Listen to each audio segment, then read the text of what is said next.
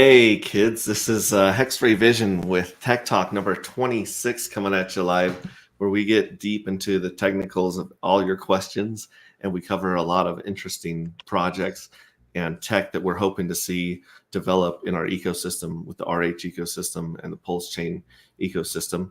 Today, I've got a really interesting crew that I've been excited to talk to. We've got InvestX, Shades, and we have Chrissy, also known as Radical Retro. A lot of these guys are are involved in not only just the Genius Network, but InvestX has his own platform, and Shades he's kind of everywhere, from what I understand. I'll let them introduce themselves really quickly, and hopefully we'll have some more guests come on here as they can. So go ahead, InvestX, introduce yourself and what you got going on and how you got into crypto. Yeah, hi, man. Thanks for having me on. I've been listening to this channel with you and your content. Really enjoy it. So brief background by myself. I've been in the space since 2017, based in the UK, and we created InvestX. InvestX is a bridge to traditional task management software tools that you might find like Monday.com, Trello, like organizational tools. And we've merged DEX trading tools, and we've created what we've coined like our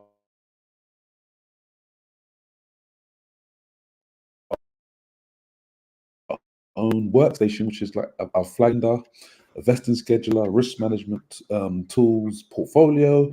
Plus, we have the core stuff like the data aggregation, what you may find like in Dex Screener and Dex tools. However, we've customized our platform, as you can see, and we've made Pulse Chain our native blockchain and our premier chain on our platform. So as soon as you come on the platform, you automatically see all the Pulse Chain projects. And to date, we've got the most amount of Pulse Chain logos, social media, social links updated. And yeah, that's just a quick snapshot of InvestX. Awesome, thanks very much. And Chrissy, how'd you get into crypto, and what's your passion right now? That's a good question. So I got into crypto about almost 4.5 years ago. I've known about crypto for quite a while, probably since the beginning of Bitcoin. I knew some Bitcoin OGs, and I was like, yeah, whatever. Okay, yeah, get rich quick, sure, and absolutely ignored it. I actually had my first wallet 9 years ago, did nothing with it. And as time went on, and with my situation, I had cancer. I wasn't able to do my original field that I had for 25 years in animal behavior, zookeeping, and such. I had a friend of mine reach out to me and say, hey, let me show you this. Take the time. And I was like, all right, let's check it out. And I got into Bitcoin, then Ethereum, and then Hex, during the end of the bear market, the last run. And I did very well with Ethereum and Hex, because at that point I already got rid of the Bitcoin I had. And I've been living semi-retired and teaching people crypto, and my goal is to just keep showing people, hey, if I can do it, you can do it. Awesome, I love that. Thank you very much, Chrissy. Yeah. Shades, you're up. What's up, buddy? Thanks, X-Ray. Thanks for inviting me here. I'm kind of a newcomer to the stream, so hopefully I can contribute to the discussion here. I've been in crypto for a few years. I'm interested in the technology and tokenomics, as plain as it may sound, but there are a lot of good ideas floating, and I'm interested in just exploring how they work out. Genius specifically, I'm interested in for the store of value and the AI part, and that's where I'm at. I'm basically a crypto enthusiast at this point. Awesome. Thanks very much, Shades. Appreciate that.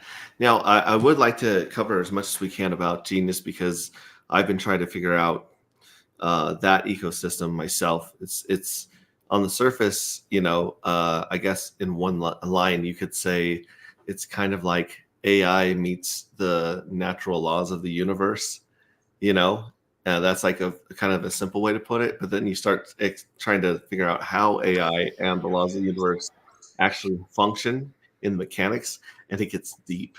Like it's like melt your brain kind of deep, which I kind of part of me really likes, and then part of me is like, how do I understand this myself, and how do I explain it to other people, right? And so I'd really like to get into Genius in a little bit, but before we do that, InvestX is going to be here with us for about an hour, and so I wanted to give him a chance to go through his platform and kind of explain some of the stuff that they've built for the Pulse Chain ecosystem really quick. And so I'll say hi to chat really quick, and then I'll share his screen and let him walk us through some of the stuff on his platform. We've got Red Squirrel, who's always here early and often. Crypto Compassion, hey everyone. Hex Glenn, Casey, these are all Hexkins I've hung out with in person.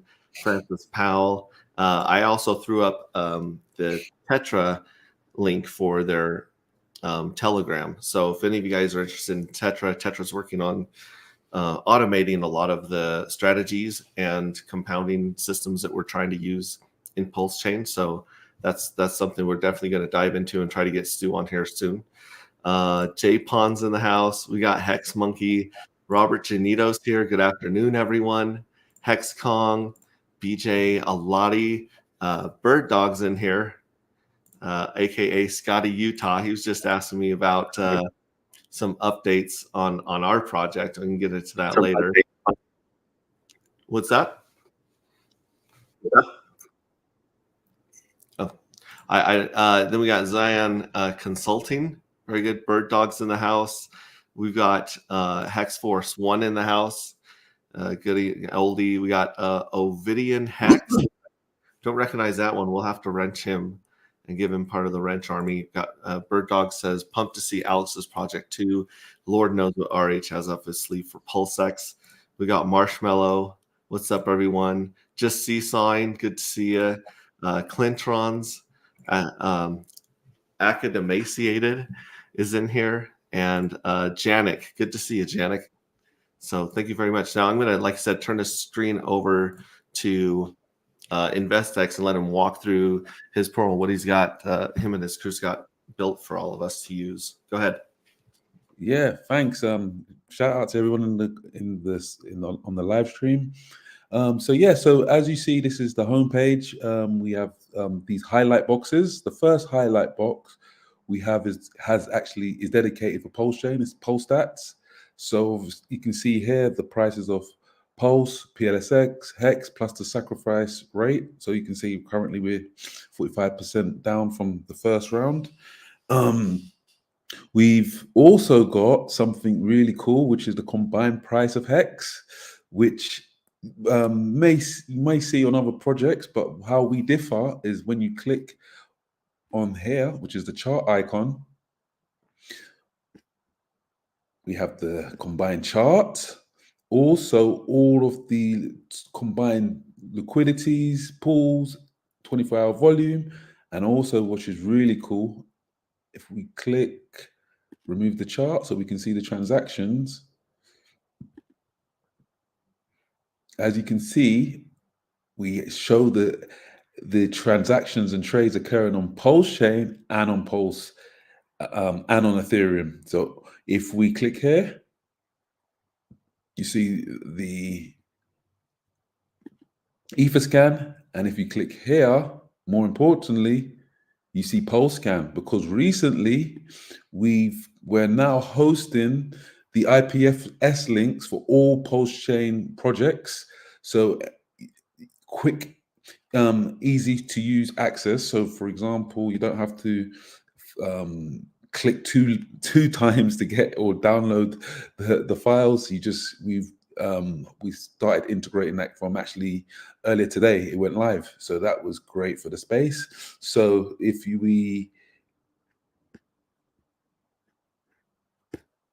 let's go to, so this shows you the transactions of Hex in real time, and you'll get the real time data and the combined price. So currently the price of Hex is just over a cent. that is really cool. Really happy about that, and because I should have said so as well. I'm actually a day one purchaser of Hex as well, so I've been following Hex from day one, and Richard from 2019. Like I think maybe say May June 2019. So this is and then so we have also. Then you see the highlights are the highlight boxes, what's trending on Pulse Chain. The biggest gainers on Pulse Chain. However, we do have 9 other blockchains integrated. So we have Ethereum, BNB chain. Let's wait for that to load.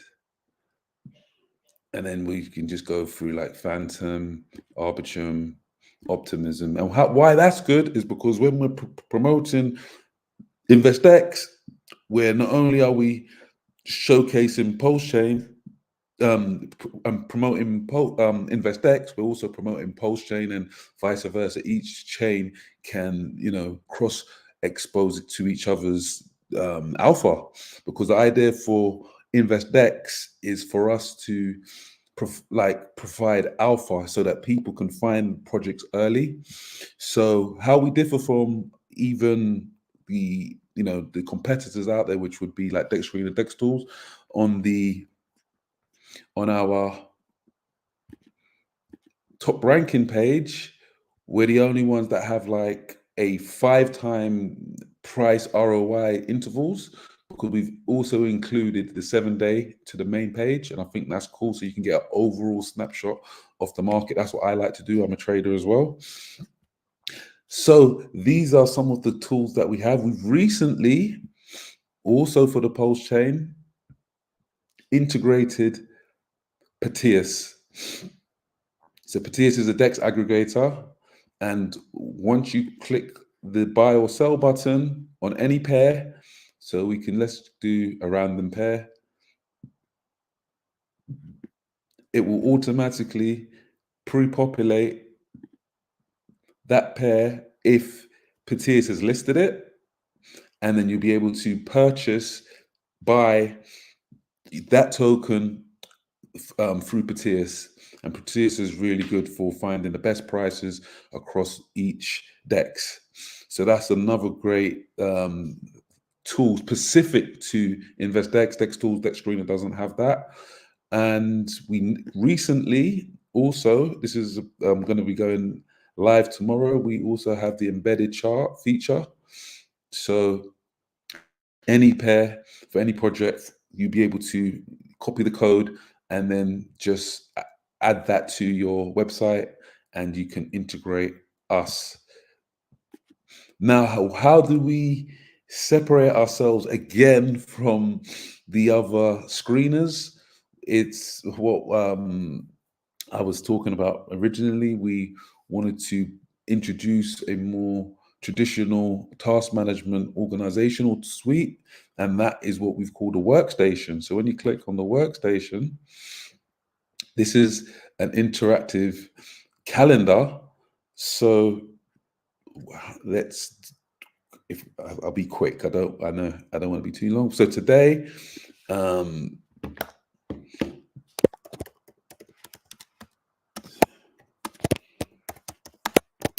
Tech Talk.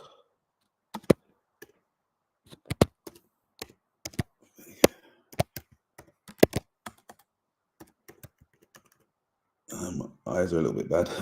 Brilliant. So Tech Talk, YouTube. Okay, so then you can just add that onto the calendar, and it's there. Now, how does it become like the Monday.com? Is when you click main table view.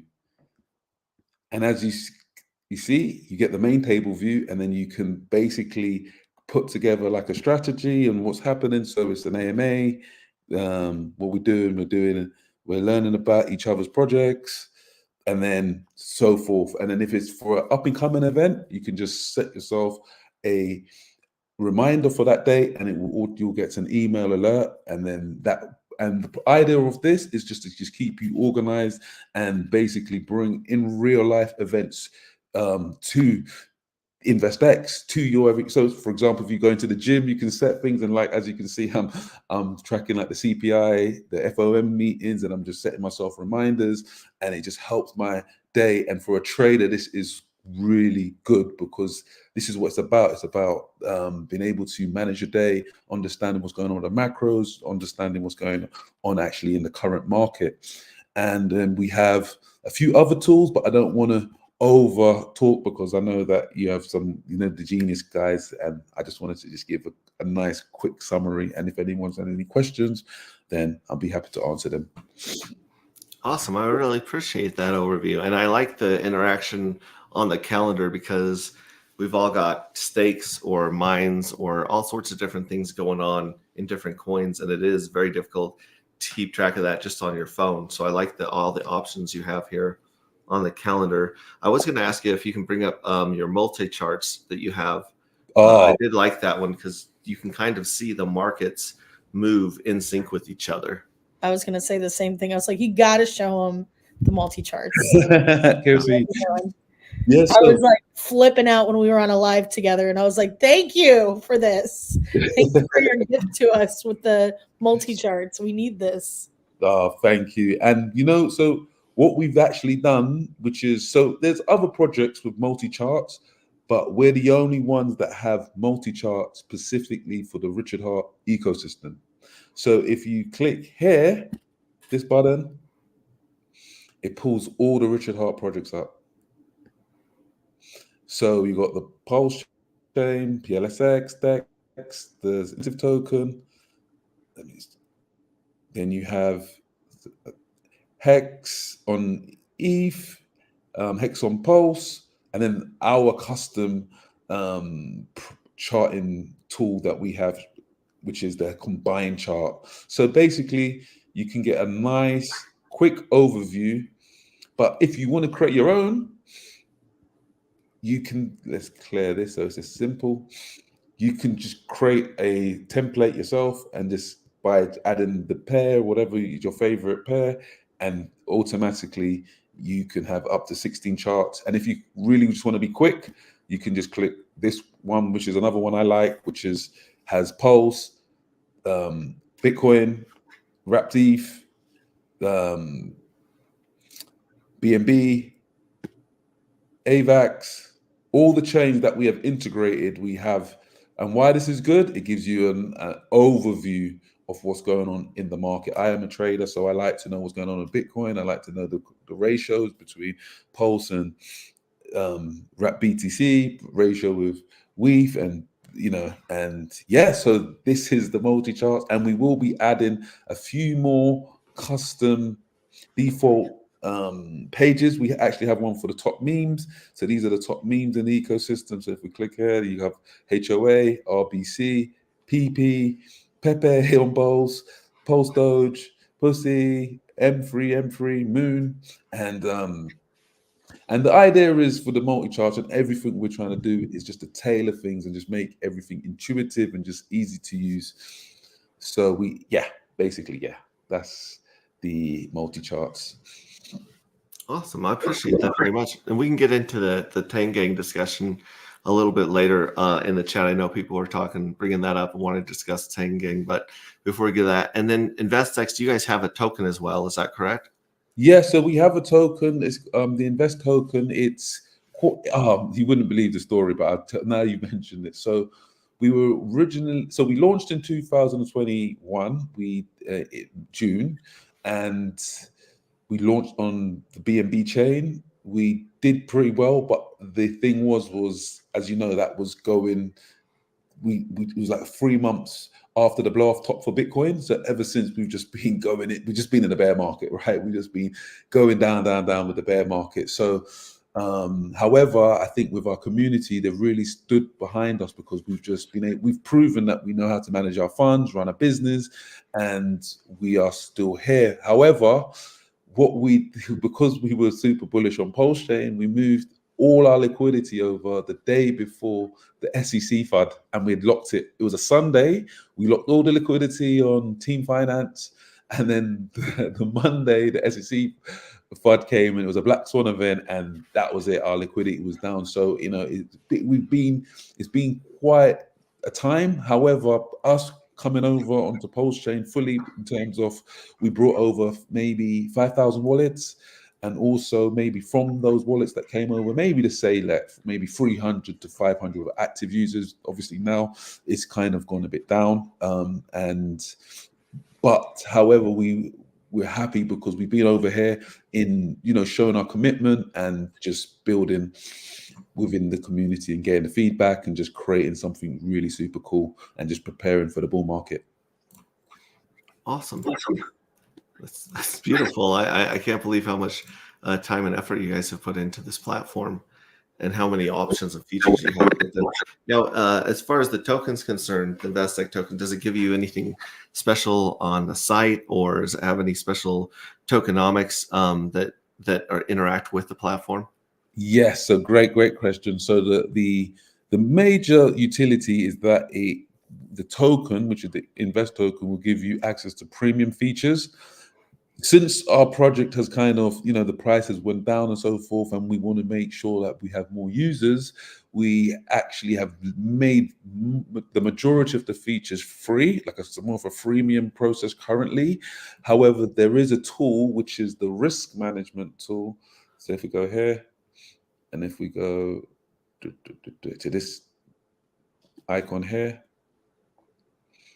it's a risk management tool. And basically this is, it's nothing too complicated, but it's a tool that just helps our users think ahead. So for example, anytime you want to buy, and if so, I said to you, would you be happy with a 5x or a 10x? You say generally yes. But in the moment of euphoria, when everybody's rallying now for 100x, everyone's done it. I've been victim of it a few times. You keep holding, and then guess what? The project comes down and down and down. So with this tool, what you can do is, let's just say you said you're going to mention HOA. So let's add HOA. So what you do now is it will pre-populate the price of HOA, and then let's say the target price is a 10x, which is just one more zero. So let's just go 8, and let's say the buy price is today's buy price, and let's say we're going to put in $1,000. See, so that it'll be this is like a 9.99x. So then what this will do then is it's not financial advice, but the idea for this is to just give people an idea and just like a suggestion. So what we would suggest is to take your initial profit out, once you do, for example, if you do take a 10x, that should be, a given. So if you click the initial investment button, then it will calculate, okay, so you'll sell this amount of tokens, you'll receive $1,000, that's your initial investment, and then the tokens remaining is this amount of HOA. And then for us, this is still a very high risk to reward ratio, and then a low risk to reward ratio will be maybe, let's say, 80% of your tokens, and then you'll take this much money off the table, and then your profit on the initial investment will be 6,300. This is how much HOA tokens you have remaining, and then this is a low risk reward strategy. So this is one of the premium tools, which is gives you access. Because of the price, it's still relatively cheap. I think it would probably be maybe about $30 to $40, depending on the price. I'd have to check, but this would be one of the utilities. And also we have like an NFT project coming up soon. So holders of those tokens will then get access to maybe the free mint, or we're working on the tokenomics, but our holders will benefit from holding these Invest tokens. So when I connect my wallet to the platform, does it just check to see if I have the Investec token? Yes. Or do I spend so much Investec on different premium services? Okay, brilliant question. So with us, with the Web3, and Richard Hart's laws, we do not hold anybody's funds. It's the The only thing you do is you connect your wallet, you buy your tokens, and we will just read how many tokens you have in your wallet. So if we go here, this is how it will look, your personal info, and then it will show you. So in my wallet, I have 150,000 invest tokens, and then this is a platinum. My wallet is a platinum member, and then this gives me access to everything. So it'll be similar for yourself if you have, I think 10,000. I think it's 10,000 tokens. I have to double check. And then you'll be a pro. And then once you're a pro, then it will give you access to the risk management tool. But overall, we've opened up the platform for the next 6 months for everybody to use, get familiar with, and and then obviously when we get more traffic and so forth, then we can just increase like a more tier structure. Okay, so you can obviously send and receive the invest token, and then also it can be read from your platform for the features. Are there any other functions of the token? Okay, so we haven't now no form of staking. However, we have a launch pad that we were pushing, but due to like regulatory standpoints and so forth, we're looking into it. But it's a full I can show you. Maybe Chrissy may not even know we even built this, but we built a launch pad, and we these are some of the projects that we were in. This was in beta. This was going to be launched. This has been launched already. Rich AI, it's an AI text to image generator. This is live. This is out. But due to like the regulations and so forth, we have to really just understand a bit more, because with like VASP, virtual asset service providers, and we've got to be very careful. So I need to make sure. So we kind of slowed down the launch, but ultimately holding the next thing what will benefit the invest token holders will be our NFTs that's coming out. That should be released in February. The designs are done. It's phenomenal. It's all, I don't want to overhype it. So I like to let the work do the talking. But you can see from the products we make, we really attention to detail, quality, and I think you can see that because our UI team is in that all of the stuff is done with our own in-house team. And even with InvestX, there's no third-party APIs. There's all the information that we pull is pulled directly from the blockchain itself, and that's how we build our tech and our products. Awesome. And we got a question here from Marshmallow. It says, is there something on this website that can show a warning if per se LP isn't locked or could be a honeypot, etc., to protect investors?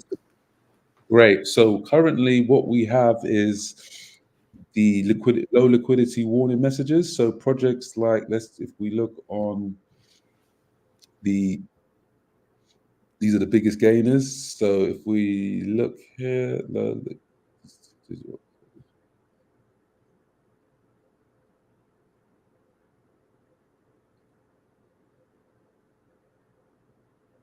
okay, so this one.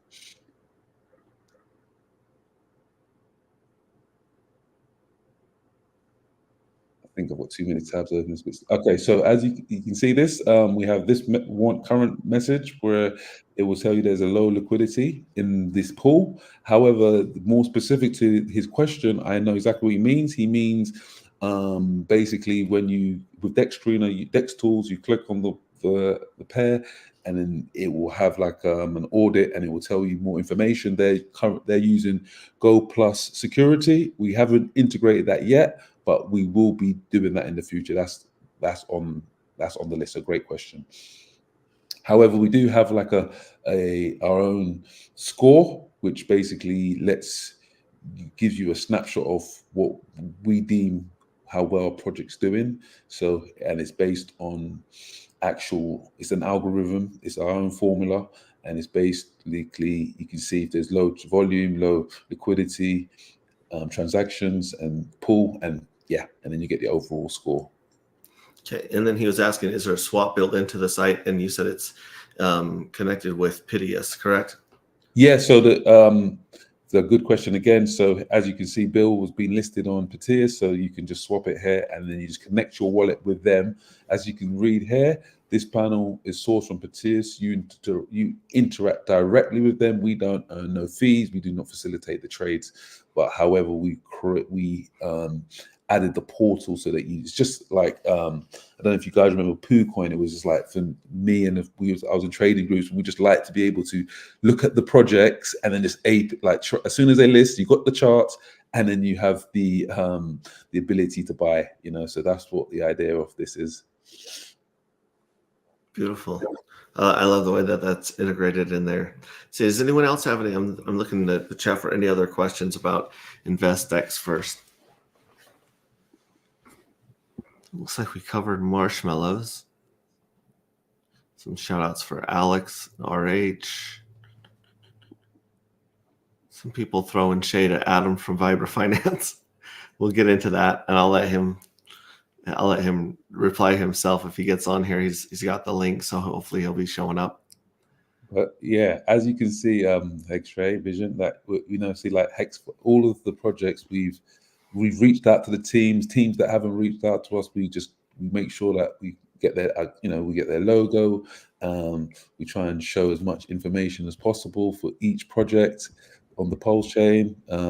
This algorithmic token, teddy bear loan, USD loan again, 9-inch, and then also we've integrated the 9mm DEX too. And I think DEX tools have that as well, but they haven't ranked it correctly, and they haven't added any color-coded UI. So when you type in, let's just do the HOA right again. Mm-hmm.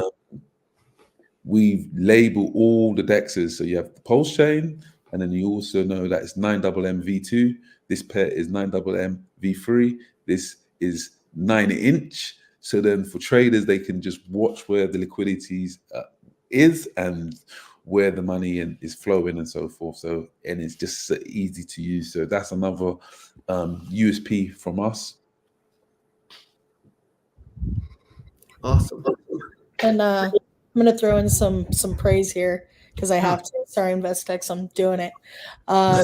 This guy here, he's in so many spaces, so much of the community between the Tang Gang and Mark Powers, and really helped with building community and like a family feeling. What other DEX is listening? What other DEX is taking in people's input, integrating, going out of their way to get people's logos, reaching out to other tokens that believes needs a more of a spotlights influencers. They're doing work, and they love, he loves Paul's chain, but also understands the other chains out there too. Just real savvy, awesome project, awesome guy. So I just had to throw some praise out there for InvestX, because you're just not going to find that with these other DEXs. You're not. That's awesome. If you can you scroll up a little bit there? You had some of the influencers. Is that what those influencers are recommending? If you go down a little bit. Okay, no, I know exactly what you mean. I want us to get a bigger view. Oh, okay, go ahead. Yeah. So basically, this is an info. To be honest, it has to be updated, and I promised a few. Are you only saying that because I'm here? No, because it definitely, we want real-time data. We need real-time influencer lists. So this was done a while ago. However, what the idea of this is to showcase, it was supposed to be a bit, how was it supposed to be? It's supposed to be impartial, but as you can see, it got a bit biased. Yeah. So ultimately, so if you look here, this is the list based on like our rating. So it was Elon Musk, Vitalik Buterin, Richard Hart, Brisology, Excel. So we just put together. It's a bit.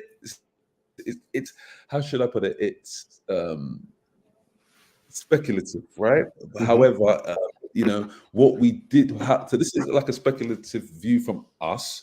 But what you do, which matters, which happens here though, is that we have, when you click the invest rating based on upvotes for Hearts, Richard Hart, obviously because of his community, went straight to the top because Mhm. he gets the most hearts. So, but and and again, you can see the tailored to the Hex community with the hearts and so forth. So so what happens is with this is that if you click on the on his name, you get a bio, and then it will be his primary pair, and then you'll be able to take to the primary pair. So it's like another data aggregation, would you say? Beautiful. And Paul Sachs was asking for the influencer list, is there any way to implement data off of Social Blade metrics? See, that's not yet. So that is a great point, and there's something we want to do on the list, definitely, because I think this part of it is so important because it's like when you click here, you get the video. So then what that does is it just helps people feel, the investors or the founders or the community for each project. But what would make it even better would be the Social Blade analytics, which gives it more of a more comprehensive, up-to-date information as well. So we definitely want to introduce that. It won't. I'm going to be honest with you. It won't be for maybe a few months because we are limited to the manpower, and our next big tech release will be the app. We're currently working on the app, and we want to be bringing that out maybe in March, April. So we're just really focusing on that. And the thing is with the app is that we need to make sure that we're happy with the layout, everything what's happening here, which we are. And then because we're always updating new tech, like Patias, the recently added, we started hosting the IPF links for PulseScan, and the Dex, the 9-double. Because what happens with the community, they'll be like, we need 9-double-M now. All right, so okay, we got to get to it. We got to integrate the V3, and and then obviously with the IPF links went down in the sense where the update from Richard, so we then had to create start hosting those on the DNS to make sure that we can showcase. So you just have one click, and you just get to the nation. So yeah, so the Social Blade stuff is on the list, but we just have to figure out a way to do it. But currently, the next thing we will be doing over the next week is just updating this list. I'm not even sure if you're on their X-ray vision. I'm sorry, but you will be. You, I'm Chrissy, okay for now. you, Chrissy Shades, Mark Powers, Gooey. That these guys are gonna. I'm gonna do a real new update, and a few people will be coming off. I'm not gonna say no names, but it will be ranked a bit lower. I can see a few names should be ranked a little bit All lower. about the rankings. Well, and speaking about ranking lower, Marshall says, just for giggles, you should show the most hated influencers as well. I'd love that. Would also help people stay away from those people. And I think that's a great one. The problem with that is our good friend, Rags to Riches. He's going to have everyone downvote the hell out of him. So he's gonna be competing for like the lowest spot on this list because of it's just his thing. It's don't follow, don't like, subscribe. So that would be really funny if we can see where he's gonna find out about this and tell all of his people to downvote him. It's fun. That's fun. Yeah, I like that. I like that idea a lot. So, wow, that's great. Another thing we were talking about in the green room before this, and this is why I put the Telegram for Mintra up here, is there's a possibility to in the future maybe integrate some stuff from Mintra into people's plan here. Their you say Tetra or Mintra? both Tetra and Mintra. I was going to talk about Mintra in just a second, but Okay, brilliant. Tetra has is working on automated strategies for compounding, right? For people to do strategies within liquid loans and Hex and other projects, and so that'd be really cool if that could be integrated sometime in the future. And then also you mentioned that you are working on an NFT in the future, so Mintra as well. It might be interesting to see if you can connect Mintra to the site, because you don't currently have an NFT marketplace connected to the site. Is that correct? Yes, that's correct. So Mintra being the Pulse Chain NFT micro marketplace, that would be quite interesting too, to see if something could be done between Mintra and you guys, so that people could be trading and buying and selling their NFTs through InvestX as well. Yeah, I think with InvestX business model, we are a software company that has analytical tools, and we can't. What happens is the model changes if we facilitate trades. So Sure. we won't be able to facilitate trades, but what we can do, which is I think what you mentioned, which is really, I have to be clear about that to the public, but in terms of integrating like a portal like we did with Patias, that would be a great idea.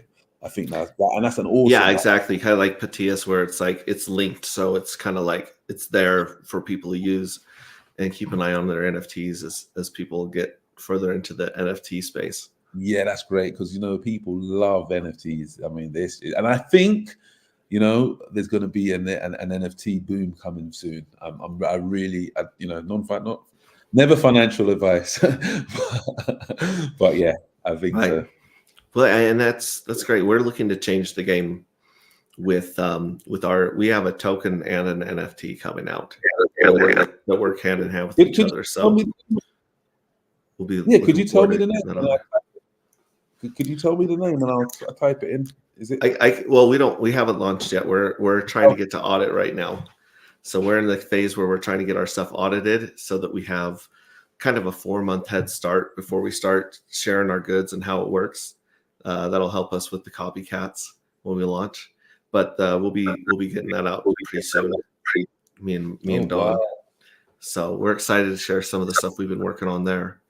But does anyone else have any other questions here for InvestX that we can cover while we're on this subject? Paul Sex says maybe Somi isn't their friend. Yeah, was Somi on there? I've really enjoyed the heck out of Somi. I've been inviting him onto my stream, but I haven't got any replies from him yet. No, I haven't added him to the list yet, but I will do. He will get a good score. He'll get a good score. That guy was doing so good that people thought it was AI. That's how good he was doing. So, yeah, I'm not sure how he puts out all the content and stuff that he does, but he's doing pretty awesome. And Hector, when you have your token coming up, please let me know so we can just post it list it, update all the social links, and we'll do a review and add it to the spotlight. Yeah, I appreciate that. That would be great. That would be absolutely great. Other than the NFT coming out, is there anything else you wanted to speak on regarding the platform? Or obviously people go to investx.io, yes, right? And then can you, well, I guess you can connect more than one wallet to it, but it would just show you the information from the wallet that's pulled up at that time. Is that correct? Yes, that's right. We do have a request from Hookers and Cocaine to coin. So there is a coin called Hookers and Cocaine HNC, which is a meme coin. It's a lot of fun. Yeah, I've been talking to this guy in the DMs. So he's hoping to get listed Hookers and Cocaine. He loves InvestX.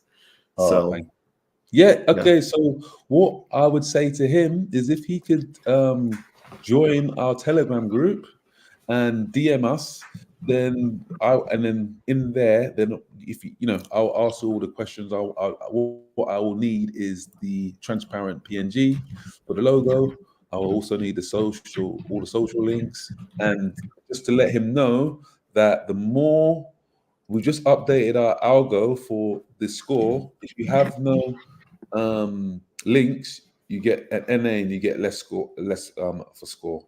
So the more information you provide, the better your score will be. So so just let him know that, and then please send me join the Telegram and send the information. And what I'd like to say is to everyone, just who's building, just keep building, and anybody who wants to have an up and coming project, you can, like I've mentioned, you can join the Telegram, you can message me, and we can jump on a Zoom call, we can discuss partnerships, and that's what that's what it's about for us, is just building the infrastructure. Who else listens? InvestX listens. I'm not seeing Hookers and Cocaine here in the chat. I was just going to moderate him, give him a wrench. I've wrenched quite a few people here today. So, like Pulse Chain Altcoin, you got a wrench. Garcia Lorenzo, you got a wrench. Double down on 11. Now you're a moderator. Welcome to the wrench army. So that's awesome. Yeah, thanks for being here. Let's see here. He's showing up in my StreamYard chat, but not in my YouTube chat. That's weird. Anyways, okay, so we got that covered. And I've got this is here's the Telegram on screen, t.me/investx. If you guys want to go to Telegram and ask him questions and contact him there about InvestX. Brilliant. Thank you very much. You bet. You bet. Like I said, thank you for coming on and speaking with us. Did you have anything that you wanted to cover outside of InvestX before you had to go? No, that was basically, I just wanted to I wasn't sure the structure. I was happy to just be here, and just because I've watched your show, and I'm just honored to be here. I wanted to, I love vibes with Chrissy. We hang out all the time, man. So we're gonna have to do this more often. Now we gotta hang out with X-Ray Vision. Yeah, that's it, man. And I'm good. I'm happy, with everything. And I'll just, anytime you want me back on, we'll come. I'll come back on, and we can just talk, hang out. I can, and hopefully you'll have your token by then, and we can be tracking it in real time. We can be discussing it. So that'd be cool. And you're always welcome back on the panel or on the show. So hit me up if you have something you want to stream about or talk about. And thanks again for joining us. This is quite the platform you put together. So thank you very much. Congratulations.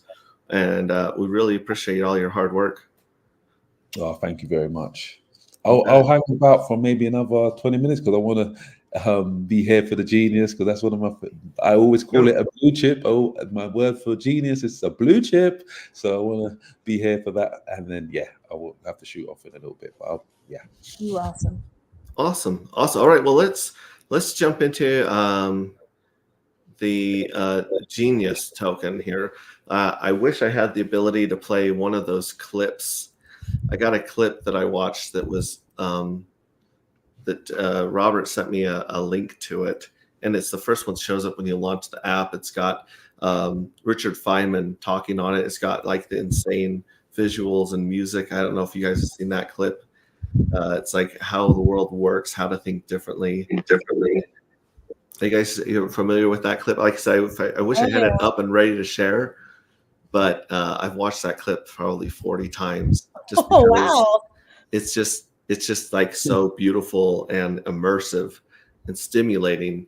And apparently, here it is. So this is the clip to it right here. Oh, let's watch it.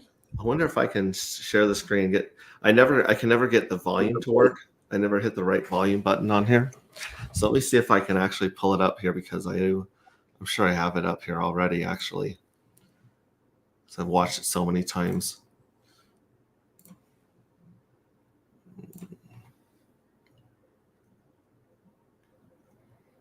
Let's see here.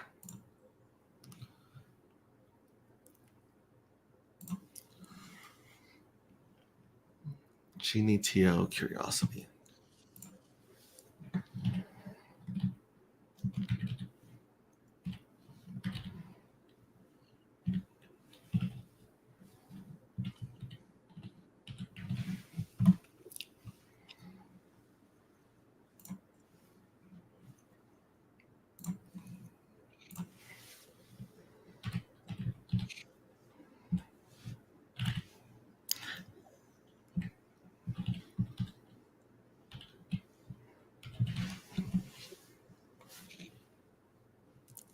There we go. Let me see if I can share the screen here.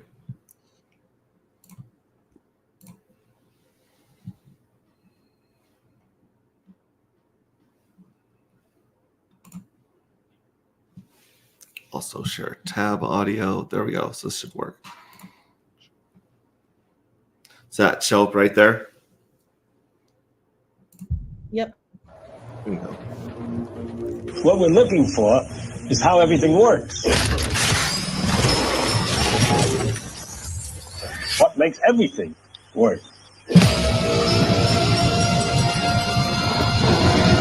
has to do with curiosity. It has to do with people wondering what makes something do something. There's a way of looking anew, as if you never saw it before, for the first time, and asking questions about it as if you were different. And then to discover that if you try to get answers, that they're related to each other. Things that make the wind make the waves. And the motion of water is like the motion of air, is like the motion of sand.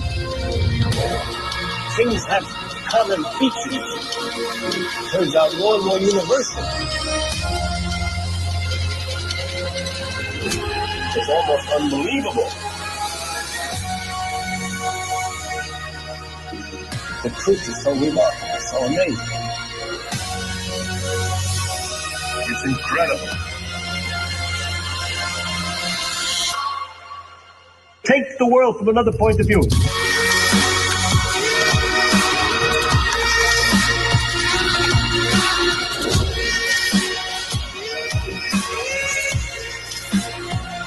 It's curiosity. It's the will we are, what we are.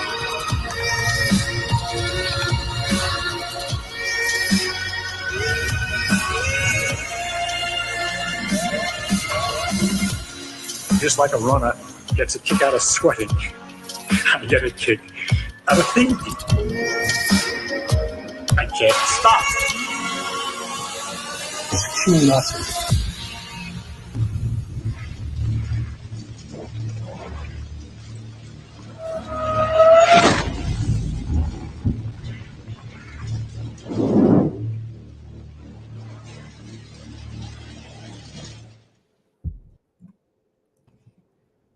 It never gets old.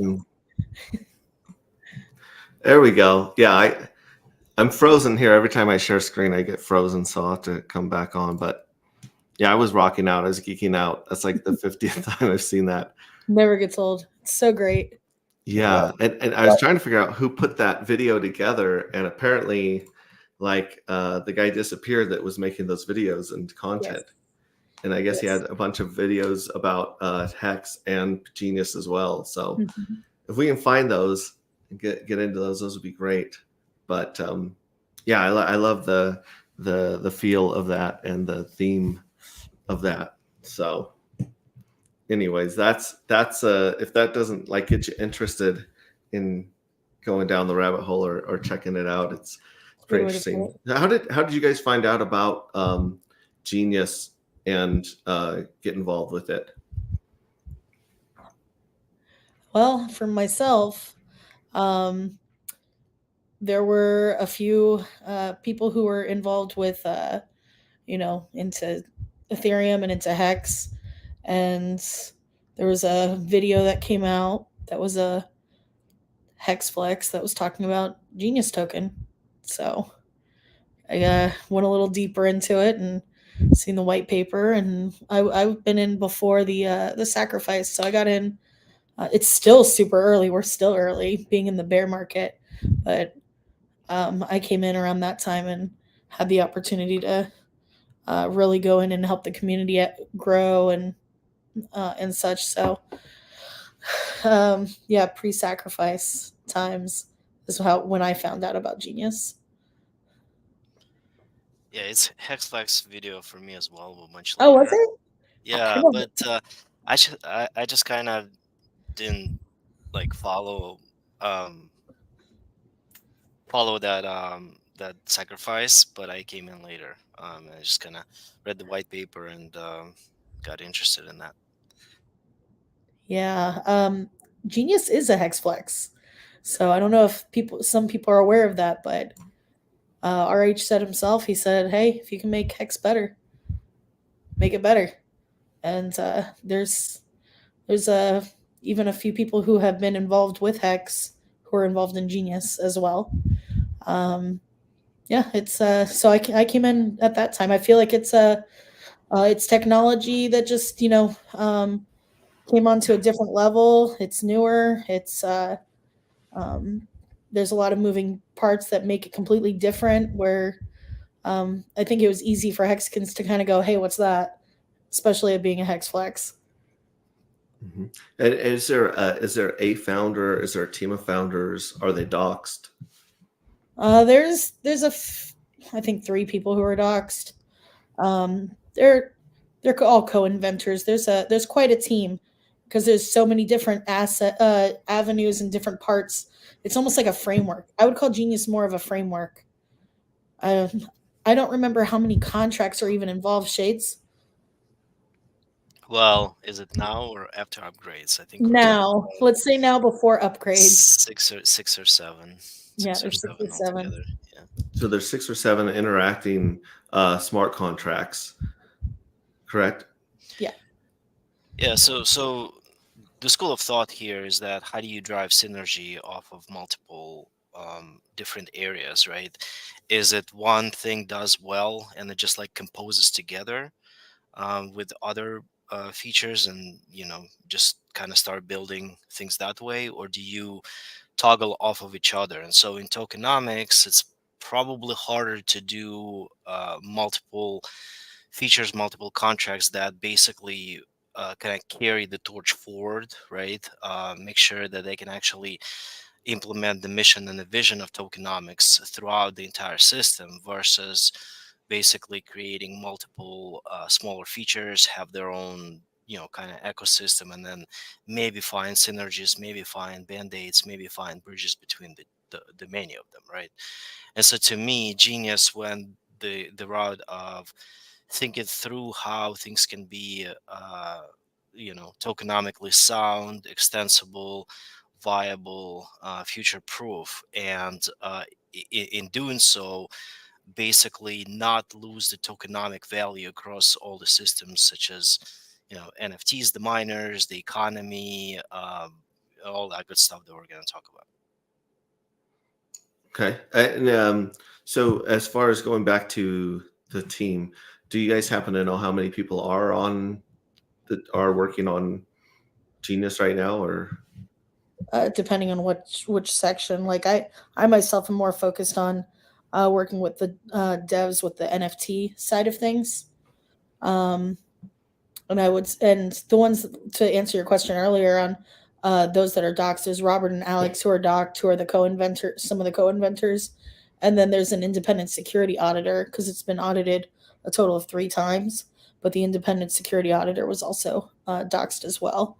I want to say, I know the white paper alone was written by close to 7 people.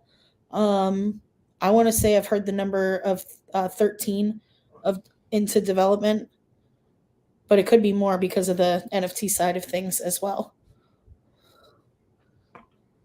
Okay, cool. Yeah. Cool. And so Shades gave a more of a philosophical idea, because there's a lot of philosophy involved in Genius, and then of course there's the tech, like the actual nuts and bolts and code that are trying to meet and align with that philosophy, right? You got it. And so the two things that I think I kind of understand about Genius is that Hex came along and tokenized time with the T-share, right? And Genius took a look at a couple other scarce resources, which are attention and intention. Basically, people's attention is very scarce and hard to get these days. And then intention is someone doing what they say they're going to do without changing their mind, right? Yeah. And so how do you take that and put it into code? So it's what can bring people's attention. It's really what can pay attention also to other people's attention and intention. So Genius is a programmable currency that uses artificial intelligence that strategizes, inevitably gaining 100% influence over its own currency and market price, similar to how video game AI strategies defeat another player. So the AI is paying attention to what people are doing and incentivizing them to keep their attention, if that makes sense. So it's kind of like a huge table of if-thens, right? So like in a video game, if a character does one action, then it determines all the possibilities after that action. And then when the character takes another action, it would, cut them down to a smaller group of possibilities. Is that kind of like a... That can be part of it. Okay. There's definitely parts to it. Because there's different parts of the AI that have different, different goals and different variations of what they're looking at, I'm sure. And in value, the reason cryptocurrencies are unavailable to sustain economically, record-breaking prices increases because none of the current blockchain solutions address the problem of liquidity and address these issues of attention, intention. So the AI is very important on how it's going to continue moving the ecosystem in this framework of what Genius is and what it is and what it's becoming. Great. What do you think about that, Shades? Can you add it to this? Well, I don't even know if I know what question I'm asking. Yeah. Go ahead. No, you're good. So I'll probably take it from a different perspective. You mentioned table of if else's. I think the notion of AI is just not well understood overall, right? It's a concept that kind of screamed into existence in the past year, and everybody's sort of trying to figure out what it is. And most of the people who are trying to figure out what it is kind of live in the neural language model, where you basically interface with a chatbot, you ask a question, and then that bot has some knowledge of where to find the answers and can understand what you're asking and basically give you an answer, right? So that's a common understanding of AI from people. However, the whole field of AI is so vast, and if I was to kind of summarize what it is basically an application of a intelligence onto a problem, right? If you want to race a car, you can have an AI to efficiently cut the corners on the track, right? If you want to do if you want to understand essays and rewrite them well, that's going to be the language model. But if you want to kind of play in finance, you really need to pose a problem and start solving it in an intelligent way. And so Genius AI is just an application of a set of rules and set of algorithms to solve a problem. The problem of absence of a market maker, right? And so let's unpack that a little bit. In central exchange, you have order book, right? You've got two parties trying to make a trade, and then you have a third party who provides liquidity. And everything is good when the liquidity is nice. You can make a trade with less slippage, right? On a DEX, when it was implemented, the order book could not work. And so what they've done, they basically created an algorithm to basically say, here's the ratio between two parties trading, but there's also an LP provider that says, okay, I've seen you paying 2 tokens for a token here, and then maybe the next step is going to be 2.5 tokens for 1 token here. right? So while we don't have order books, we do have ratios, but there's also a third party, a DEX and a liquidity provider.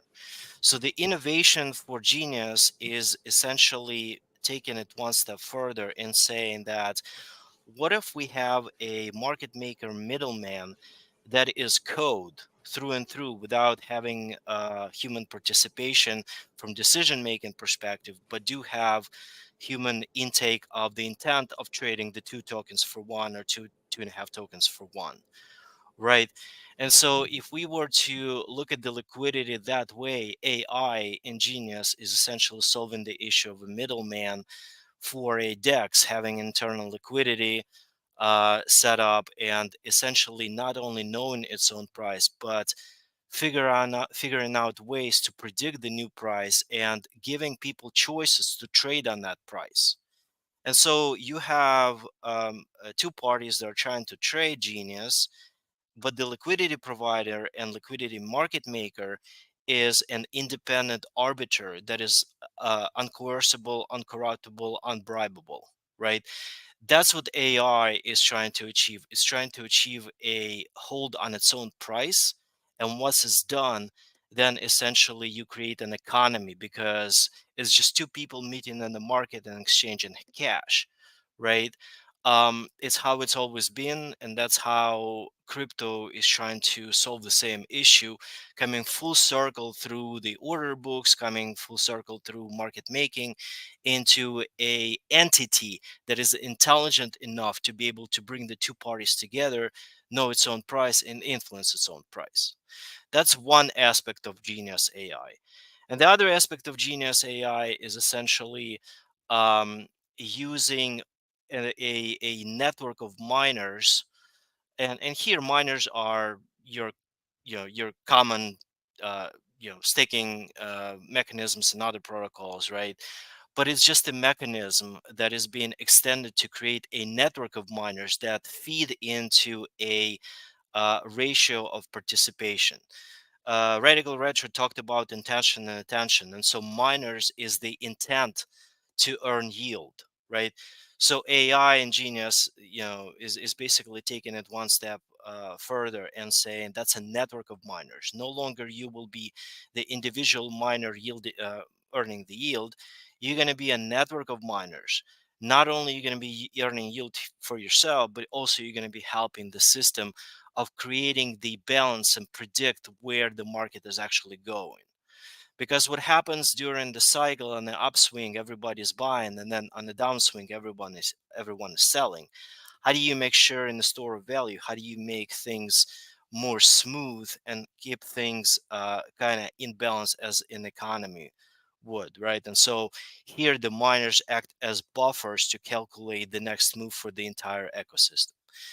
I'm going to stop here, but that's basically where the innovation for Genius was mostly, without going into the actual implementation of it in code. Does that make sense? Yeah, so let me see if I can try and repeat that to you to see if I understand it correctly. You've got markets behaving as markets do, and the market is a reflection of people's emotions, right? You're seeing the greed and the fear being expressed in candles on the chart for the most part. And so with the idea of Genius is to see what's going on with the chart and try to make it smoother and go in the direction it wants it to go in eventually over time. Is that like a good way of summarizing it, or? Yeah, just let's think of a chart as an external entity that somebody is actually creating by selling and buying, right? But chart is the external entity, not related to the Genius contract. What if you, in your mind, and the listeners here, think that the chart is actually painted within AI, and AI is providing options for setting the prices, as opposed to go into the chart and see what it actually costs to trade 2 tokens for one, right? The model here is that instead of actually calculating market cap, based on external factors like price, for example, today the price is such, tomorrow is going to be different because people are trading. why don't we take the intention of people coming in and depositing Genius for collateral, or depositing collateral for Genius, right? Internally to the contract, and the ratio of it is no longer going to be created by DEX. It is going to be created truly by the intent of people to trade it internally to the contract. Because when we talk about price and the chart, we also talk about multitude of different players. We're talking about interfaces, we're talking about MEV bots, we're talking about slippage, we're talking about actors that are sitting on the network and you know, potentially censoring your transactions before you even get to trade with the counterparty. And so what happens is the price that is reflective of a value is kind of it's not as transparent as can be, right? You got all the little tariffs, you've got the toll roads along the way, or filters, if you will, between two parties trading. So if your DEX is in the contract and it's only based on ratio of intent, for somebody who wants to create a miner out of a collateral, for example, that they deposit, right? You got $100 in USDC coin. What does the contract give me? And the reason why it knows what to give you as a ratio is because all the other people have taken that ratio before, much like on the external DEX. Right. And so, but you do not have the MEV bots. You don't have any slippage. You just get it. You want $100 for 100,000 Genie and you just get it. Right. No more moving across the liquidity points. No more calculating the ratio between the collateral and Genius token. It's just basically pure intent. Do I want to create the miner? Do I want to end the miner? And do I want to settle, the collateral out of Genius contract for a specific amount of Genius? So your assumption on looking at the price is correct. The question is, where is it looking for price? It's not looking outside of its own like contract proper. It's looking on the intent of how the miners behave and what people want to do with them on the inside of the contract system. Does that make sense a little bit? A little bit. Okay. I think I'm actually a little more confused now because there's more than one way for the Genius smart contracts to influence the price. Correct? I mean, because Yes. you have miners, you have either stakers or collateralizers or both. Yes, that's correct. There are different types of miners. Think of it this way: you have $100 that you want to create a miner of. You don't have to buy Genius to create a miner, much like you would do elsewhere, right? You can just use that as a collateral to pledge to create your collateral miner. Think of it as a pawn shop. You show up with something, right? And you want to get money for it to spend elsewhere, and the shop tells you, okay, no problem, I'll take your collateral, I'm going to give you money, you're going to pay a small price for it, and I expect you to come back in 30 days and pay for your for what you've deposited. Give me money back and I'll give you stuff what you brought back, right? Collateralization for Genius is similar to that. You show up with USDC coin and you say, I'd like to get a 90-day miner, and the ratio that I would like to take is, I'm going to take it from the vault, right? And the vault says, maybe 100,000 Genie for $100. No problem. Give it to me. I'll create a miner and I'll come back in 90 days and reclaim it, right? While I'm reclaiming it, the pawn shop itself is actually making yield for the miner as opposed to taking yield from you, right? As a fee for storing stuff with them before you come back and give the ticket and get your stuff back by paying it back. And so what happens is your money, your USDC collateral, is working for you, being turned into miners. That's one side of the miner. That's a collateral mining. You can go to an external DEX and you can say, I have $100 of USDC. I'd like to get maybe $100,000, 100,000 Genie for it. Sure, no problem. You pay the fee. it's no longer 90,000, no longer 100,000, it's probably 95,000. Then you have the MEV bot that takes a little bit of a plays with your request and gives you worse price because it works on the spread, right? So now you're back to 90,000 Genius for $100. But in the end, you get Genie, and then you can go and say to the contract, much like many other time lock deposits, hey, I'd like to stake it, or I'd like to mine it for 90 days. Sure, no problem. That's another type of the miner. And the third type of the miner is a variation of the second type of the miner, is basically difference on the policy.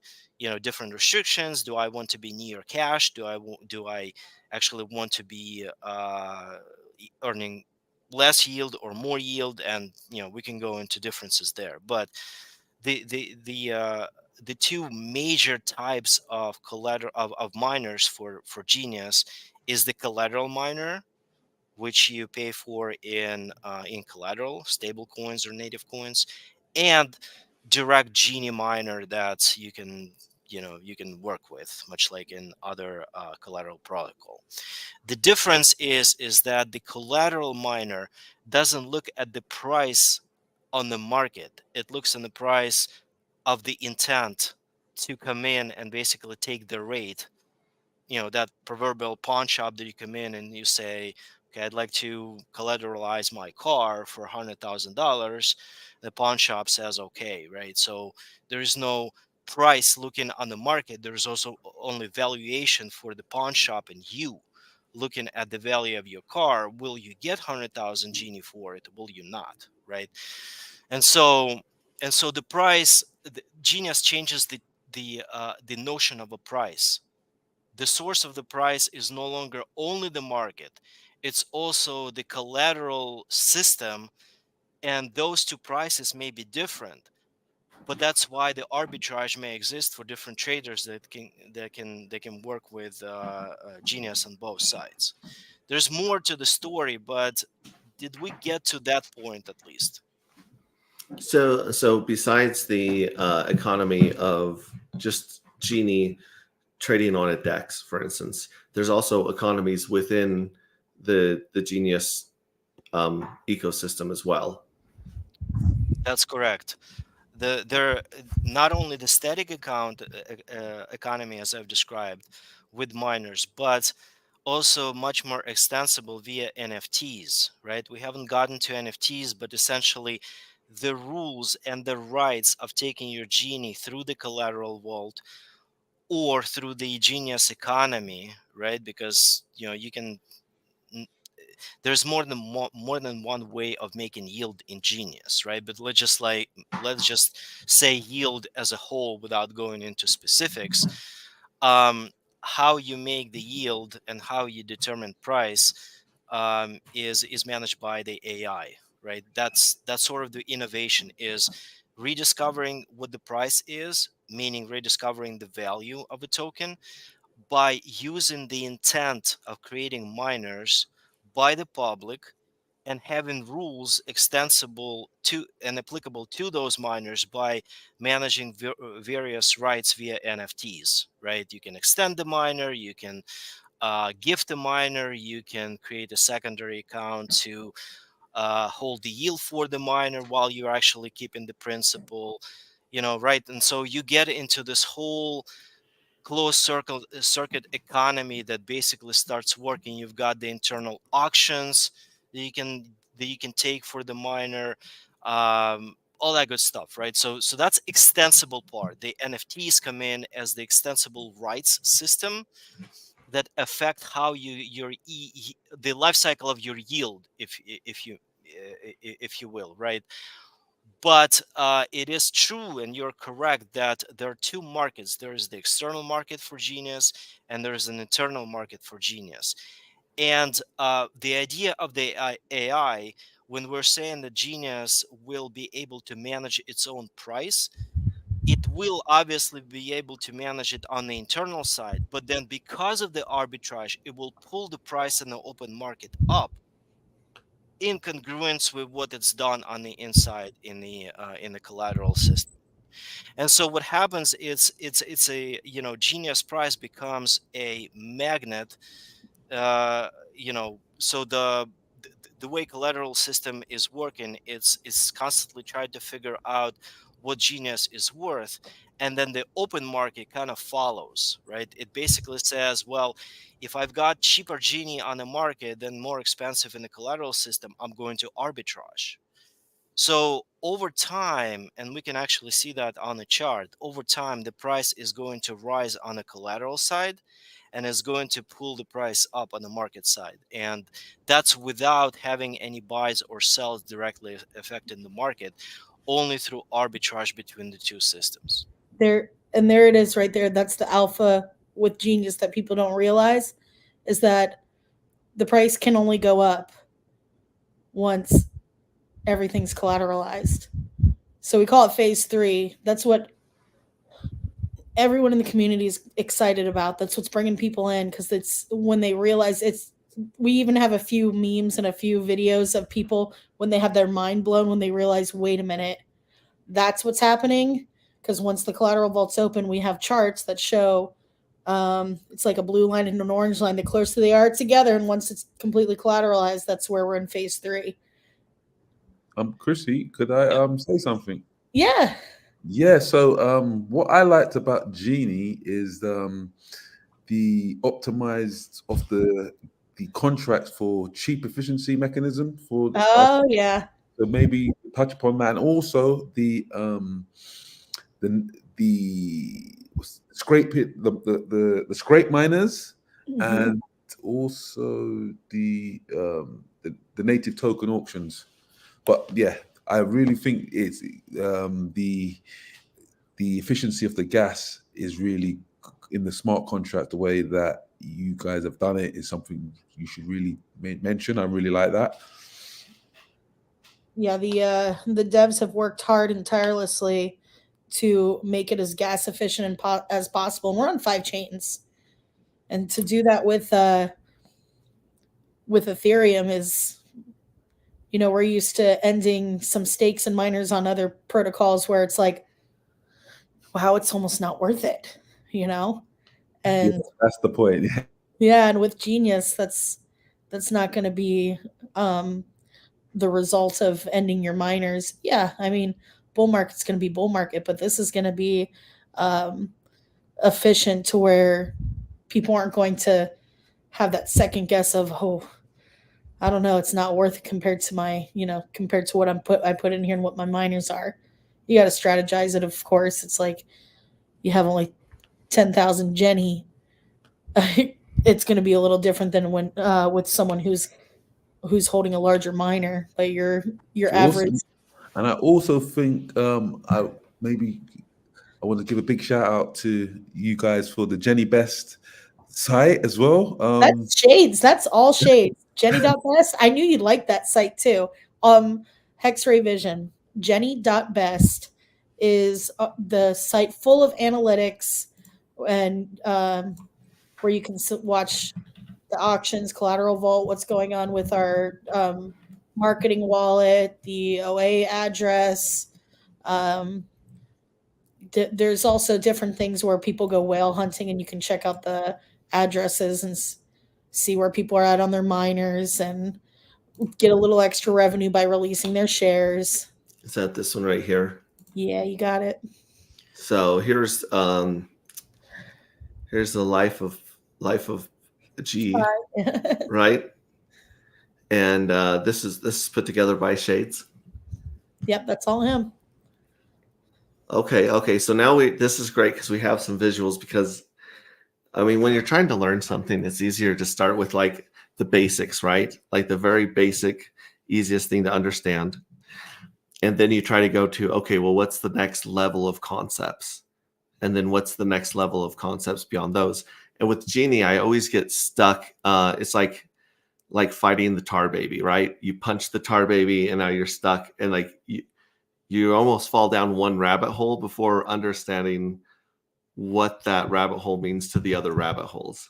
Does that make sense? Almost like a network of there's so many interacting parts, and there's so many dynamics between a these lot of smart times. contracts that it's kind of hard to wrap your head around the system at once. So I'm going to let go ahead, Shay. Just I can roll through here or click on something if you want to kind of explain what this graphic means.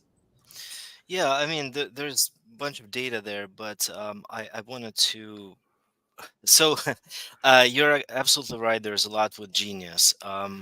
The contract or the system of contracts is not only extensive, but it's very, very efficient. And Vesdex talked about gas. It's very important for a store of value or a growing store of value to be efficient, independent of the L1 that it lives on, right? Not only because of the gas fees, but because of the being able to future proof its own existence. Think of the store of value. It's like your real wallet with cash in it. You take it with yourself wherever you move. You can be on the bus with it, you can drive in a car, you can ride a bicycle, but you take it with you, right? And so this cube of value is supposed to be protected from whims of the L1. For those who have been in hacks, look what happened with the S load, where Ethereum basically 50x the price of the S load. That's a dependency that needs to be solved, right? Otherwise, by sleight of the hand, your contract and your store of value may be rendered basically incapacitated for what you're trying to do with it. And so to avoid that sort of thing, the application itself, the dApp, the set of contracts, need to be as much efficient as possible, independent of which substrate it grows on or lives on, right? Because to a degree possible, and that's why Genius development has put so much effort into squeezing the last bits out of both the size and limitation of the Solidity language, and they have been pushing the boundaries for probably a year and a half of that Solidity to actually make it work for the people, right? Because the minute it gets deployed, the minute it's on L1, L1 has its own roadmap, right? If it's positive for the contract, great. If it's negative for the contract, your project is SOL. But not only the code, your liquidity is SOL. Your users are not getting to what you've promised them your project can do, right? And so dealing with gas fees every step of the way, um, and opening up NFT to deal with that gas and how you run the miners. Do you scrape the miners early? Can you foresee some changes on the L1 so you can actually migrate the miner to a different chain? Implementing such a thing called exodus, right, where you exit your liquidity to a different chain. If your chain that you've been on before is adversarial to your project, you basically take that cube of value and you migrate it over. All that needs to be thought out very thoroughly.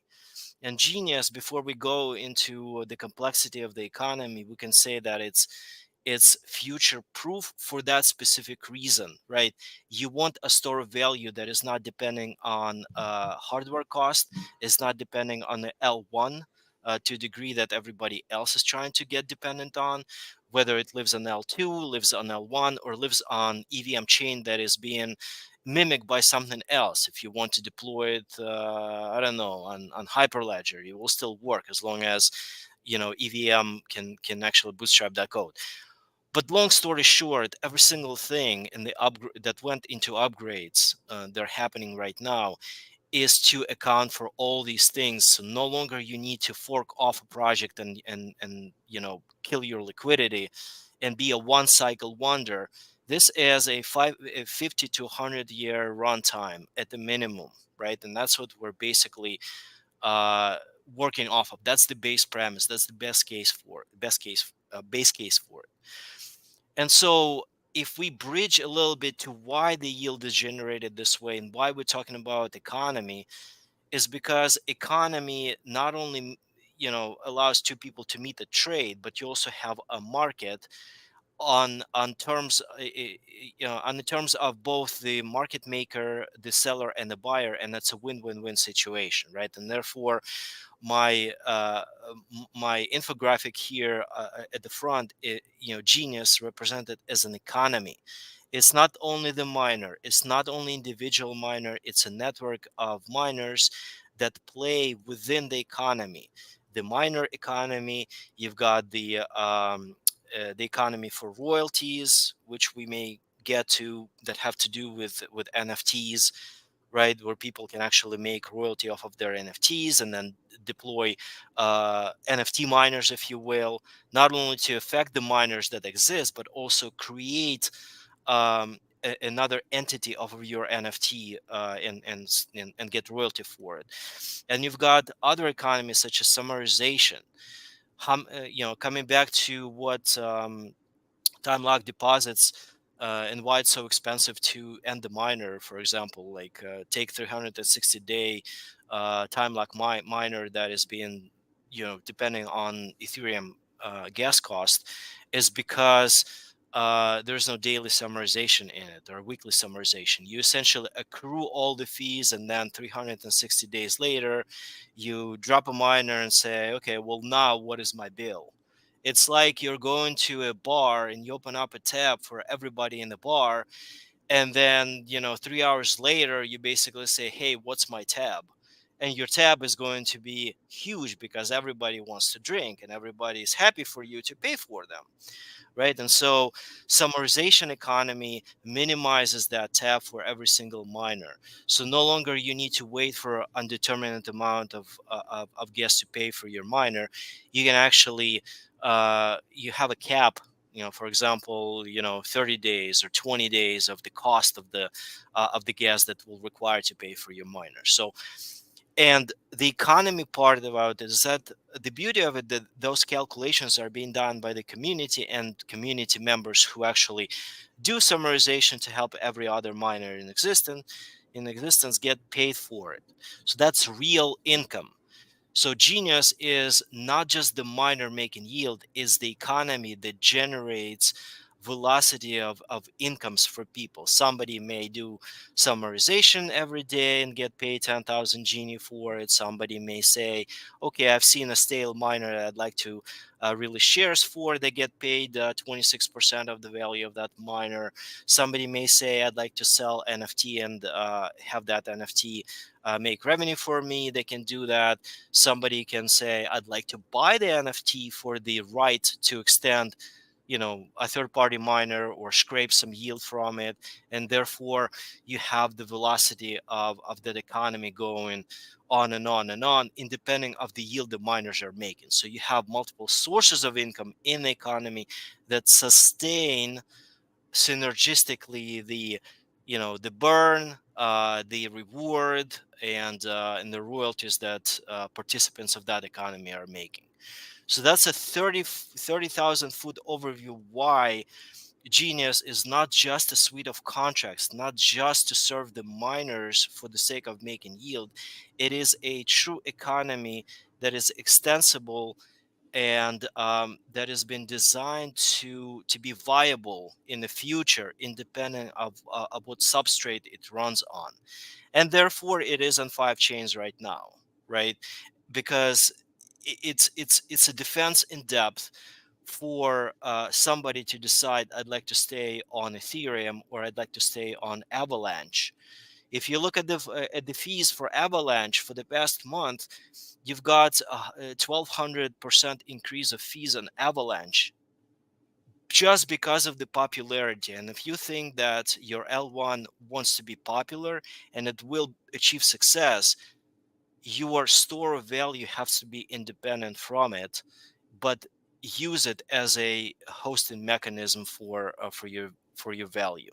So Genius is a self-sustained economy that uses collateralization of native coins or stable coins.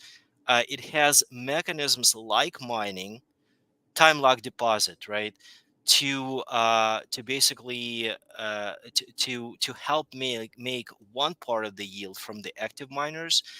But it also, I started my my first sentence was, about two philosophical trains of thought. One thought, when you have multiple disparate contracts that don't work together but may have some bridges between them, right?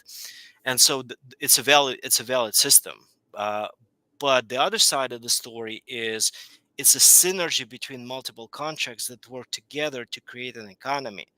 So 2 plus 2 in that economy is 6. It's no longer 4, right? So that's what Genius is trying to achieve. It's trying to toggle. It's trying to bounce off of various features tokenomically, where it rewards the miners, where it rewards the participants in the economy, where it rewards the NFT holders, where it rewards the NFT creators, where it rewards summarizers, where it rewards people who want to do arbitrage between the market and the internal collateral vault, and takes percentage of each activity and basically benefits the entire system that is in existence in order for it to be viable for 50 to 100 years from now. Okay, so let me let me repeat this. Let me just see if I've got this correctly, just based on what you're talking about, based on this image in front of us with the genius economy represented in a circle with the miners in the middle, right? So you got the miners in the middle, and the miners have some leeway or um, some variables to affect price, right, and supply. And then outside of that, you have the miners economy, you have the royalty economy, and you have the summarization, right? So the miner economy would be, like I said, the miners either being turned up, turned down, or given different options to make sure that the inflation is under control. Is that correct? So in the middle of there, while it says miners, in the very middle there is an AI, Okay. right? And so that is the crux of what AI is feeding. It's feeding the economy for royalties for miners by adjusting the yield based on the intent of people creating miners or ending the miners, and it also manages the price weight ratio or the penalties when, for example, too many miners end at the same time, right? It adjusts the system to smooth out the exit. For example, when you have bull market is coming to the end, right, and everybody's trying to cash out. Well, if you are loyal to the system, a lot of time lock contracts punish you for that, right? Because you can early end the miner and basically get the hell out of there by making profit. And so, while this is all good and well, um, the Genius ecosystem or AI is able to adjust how many miners exit and what they're getting paid based on the number of miners are exiting or forecast what the next price is going to be. So the curve, if you think about the curve of miner exit and the profit that they make with the fees that they're leaving on the table, is a lot smoother, right? And so the value of Genius token doesn't get dumped 93 to 98% right away. It basically smooths out. That exit is being held. There is a floor that happens when a lot of miners are exiting. And because we're talking about store of value, it is imperative for store of value to be floor based, not only on the upside, but also on the downside, right? And so AI strategizes not only to take control of its price to accelerate the appreciation, as we all want here in the bull, right? But also to smooth out the sort of the curve down, right? When miners exit. And so AI is in the middle for every single thing that is going on, be it the miner yield, how to make better yield, what price to offer to people who want to settle into their collateral or take miners by providing collateral. AI is managing how much the intent of people creating royalty miners, right? So there's collateral miner and there's an advanced miner, but there's also a royalty miner. A royalty miner is essentially a way to for somebody to buy an NFT pack, for their enjoyment or for the rights to scrape the miner or extend the miner, whichever the case may be. But also because it's an economy, the backside of where they pay for the NFTs, the money that got paid for the NFTs get deposited into collateral vault and they make yield, right? And so that's why miner economy and royalty economy is circling around the AI who's strategizing what to do next for the benefit of genius. And then summarization economy, and there's a on the interface on top there is a blue button that says economy on there. There the various statistics which we can look at, or the listeners can look at their own leisure. But the third bottom on the top, yeah, that guy, the blue. The analytics right here. No, the economy Economy? versus economy. Yeah. So Okay, so if you want summarize. to, yeah, if you want to go for example for a summarization, if you want to choose your chain, call it like BSC or Polygon or whatever the case may be, right? You can basically see how active summarization is, how much people are actually getting paid for helping the network stay afloat and viable, and for all miners to benefit from gas savings, right? And so um, it really truly is an economy. If you missed those gaps between the green bars there, for example, Mhm.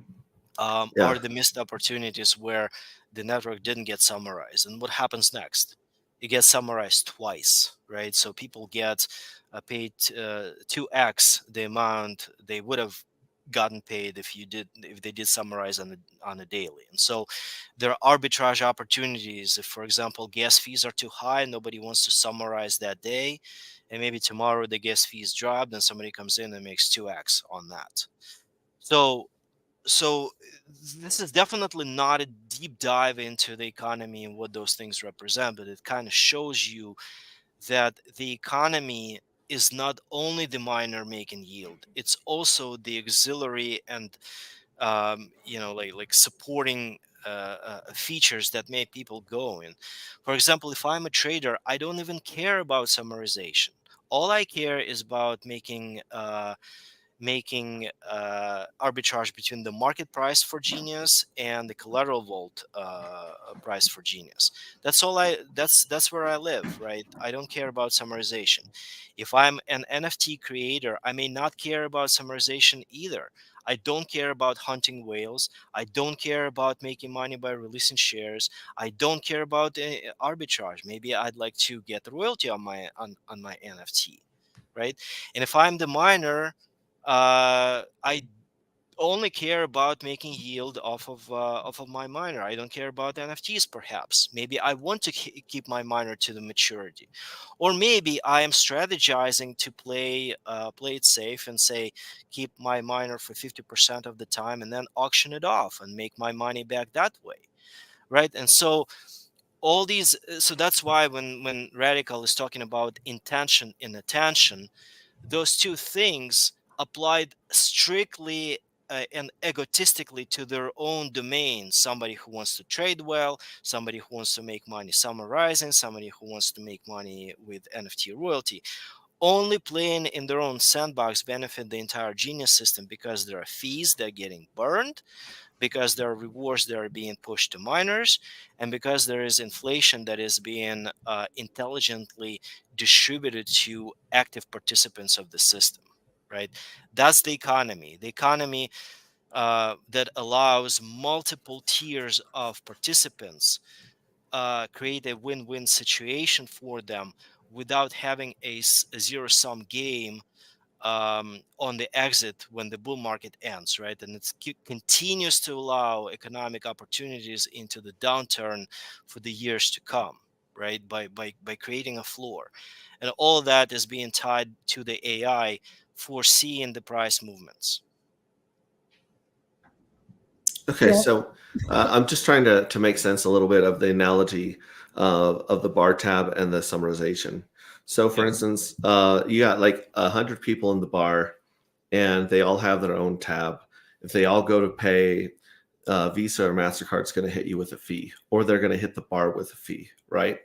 Like we've probably all gone places where they say, listen, we want you to give us cash, but if you use a card, it's like $3 extra that they charge you or that they get charged.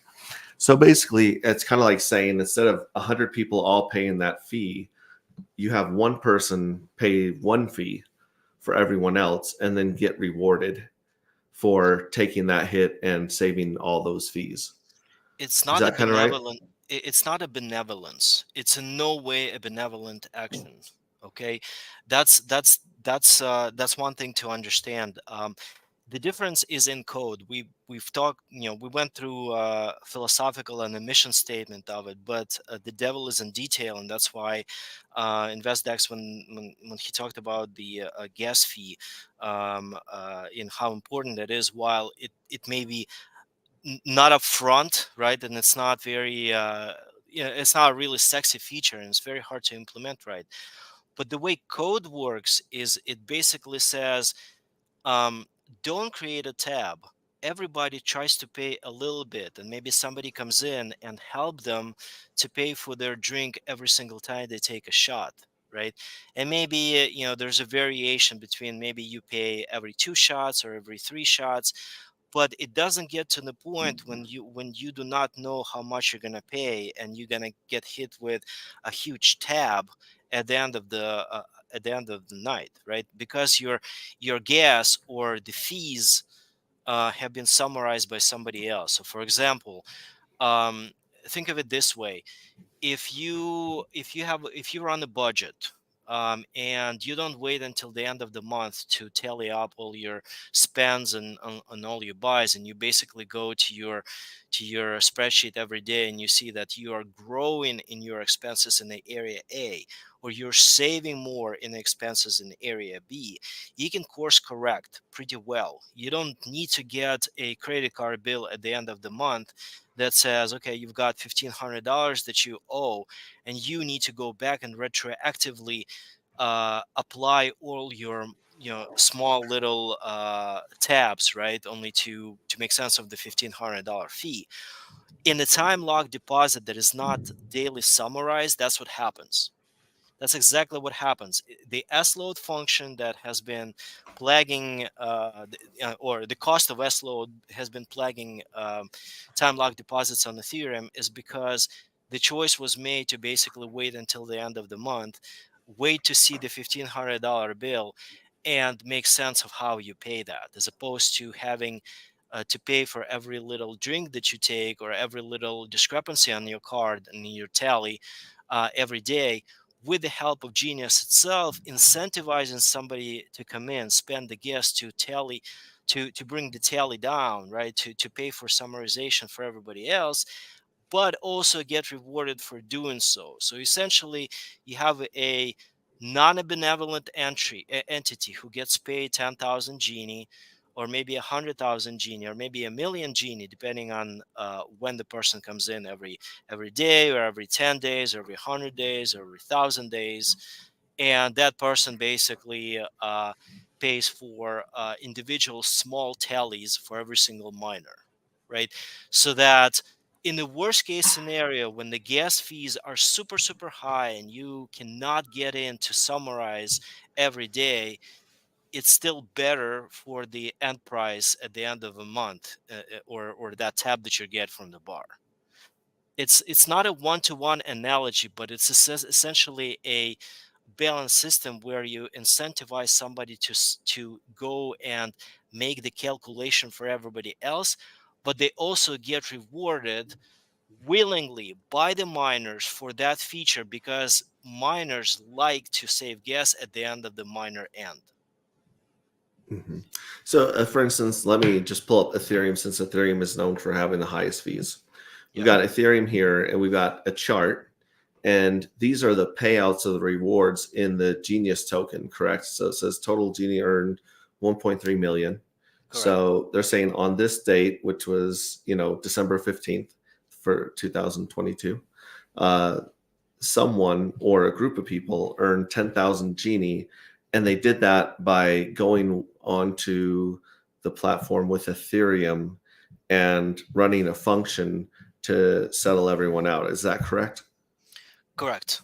In the grand Okay. scheme, exactly. And the gaps that you're seeing is when it was not economical for a group of people or somebody. By the way, it's only one time, one person. It's also a race to the bottom. So whoever wants to make money on summarization, they need to be fast.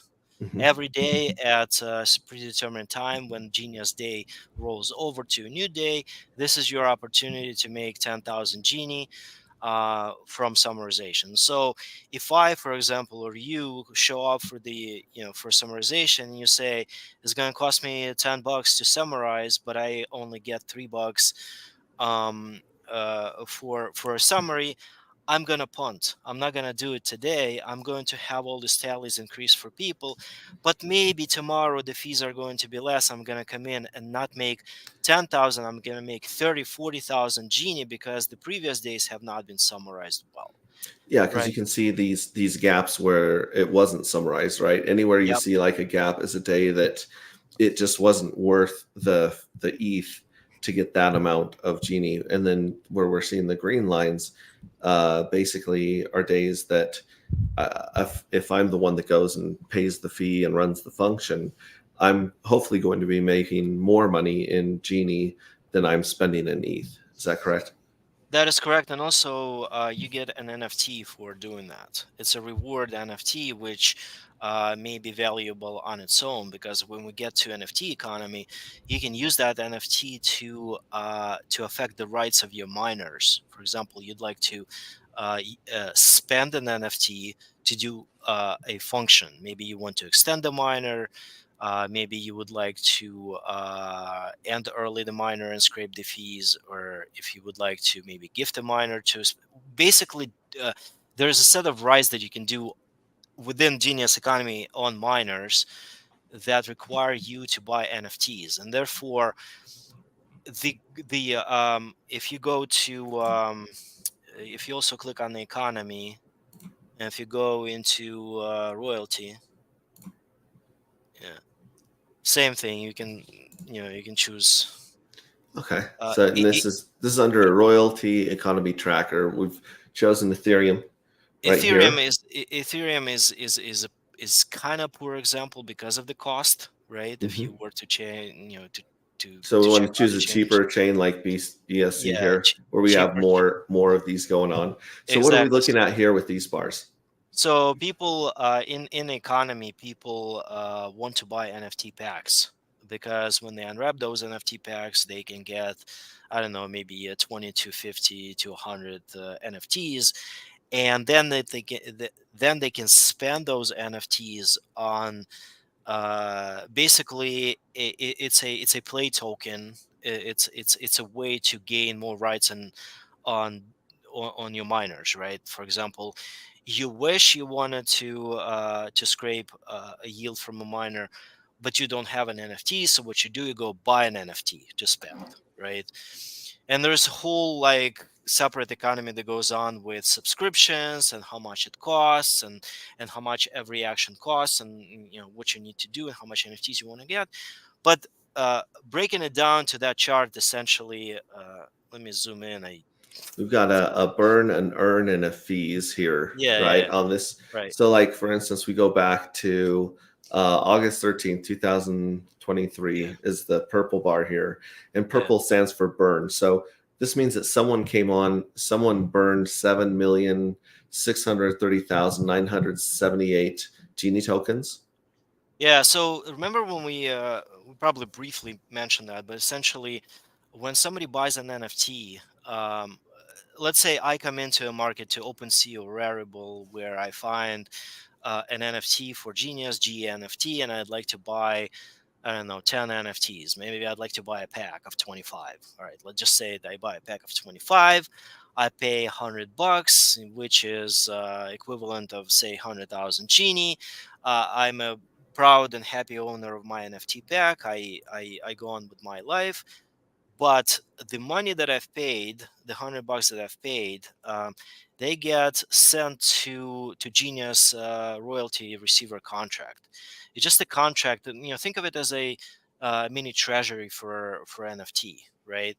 Where it accumulates until somebody shows up and says, I've got $100 in that royalty account, and that can be anybody, right? Because royalty account is um, like a communal treasury account, right? And say, okay, I am specifically interested in making money off of that $100 that sits there. What do I do? Well, nothing in Genius actually sits on its own. I'd like to make yield on it. So therefore, I'm going to deploy the $100 that is available in that treasury account to create myself a collateral miner. And by doing so, I'm getting paid 14% of the value of that miner, and then maybe 26% of that value of the $100 that was there get burned completely, and maybe another 40% gets distributed among active miners, which I am part of. I am the miner class, if you will, or staker class, and so it's beneficial for me if I am deploying somebody else's buys to create miners to make a yield, and that yield that is being made on behalf of that royalty receiver generates opportunities for somebody to end the miner later and also make fees. And so what you're seeing here is basically a breakdown of every single opportunity taken by people when they deploy anything from the royalty receiver. For example, in August, somebody showed up and then maybe they burned 7 million genie, and maybe there was a reward of some kind denoted in cyan. I think it's earn, and then there are fees. That's what happened when somebody deployed a miner on a collateral system. They get paid, the system got paid, and some of the fees got burned. And you can imagine then as more NFTs get sold, because they are needed not only for collectible value, right?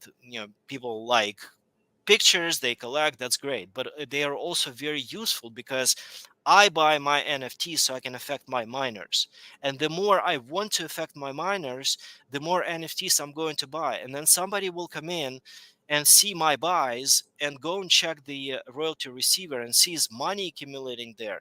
That person is going to make money by deploying a collateral miner into Genius system and get and creating a win-win-win situation. Win for himself by making 16% off of it.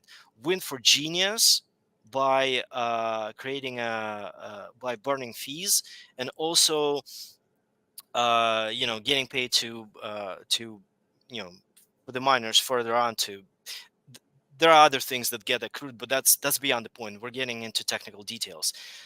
The point being is that I've already named at least 6 types of income I can make with Genius. Real revenue, yo. Real revenue. I can be a stake and chill, right? I don't care about all that stuff that is going on. I'm just gonna buy my genie, mine it for 90 days, make my yield, go, believe that my guess is going to be cheap because somebody told me it's going to be cheap, but in reality, there's economy behind it that ensures that it will be cheap, right? Or maybe I'm an arbitrage person between a market and a collateral system. Maybe I'm a summarizer. Maybe I'm an NFT royalty receiver player. Maybe I am a. We've talked about summarizer. What else?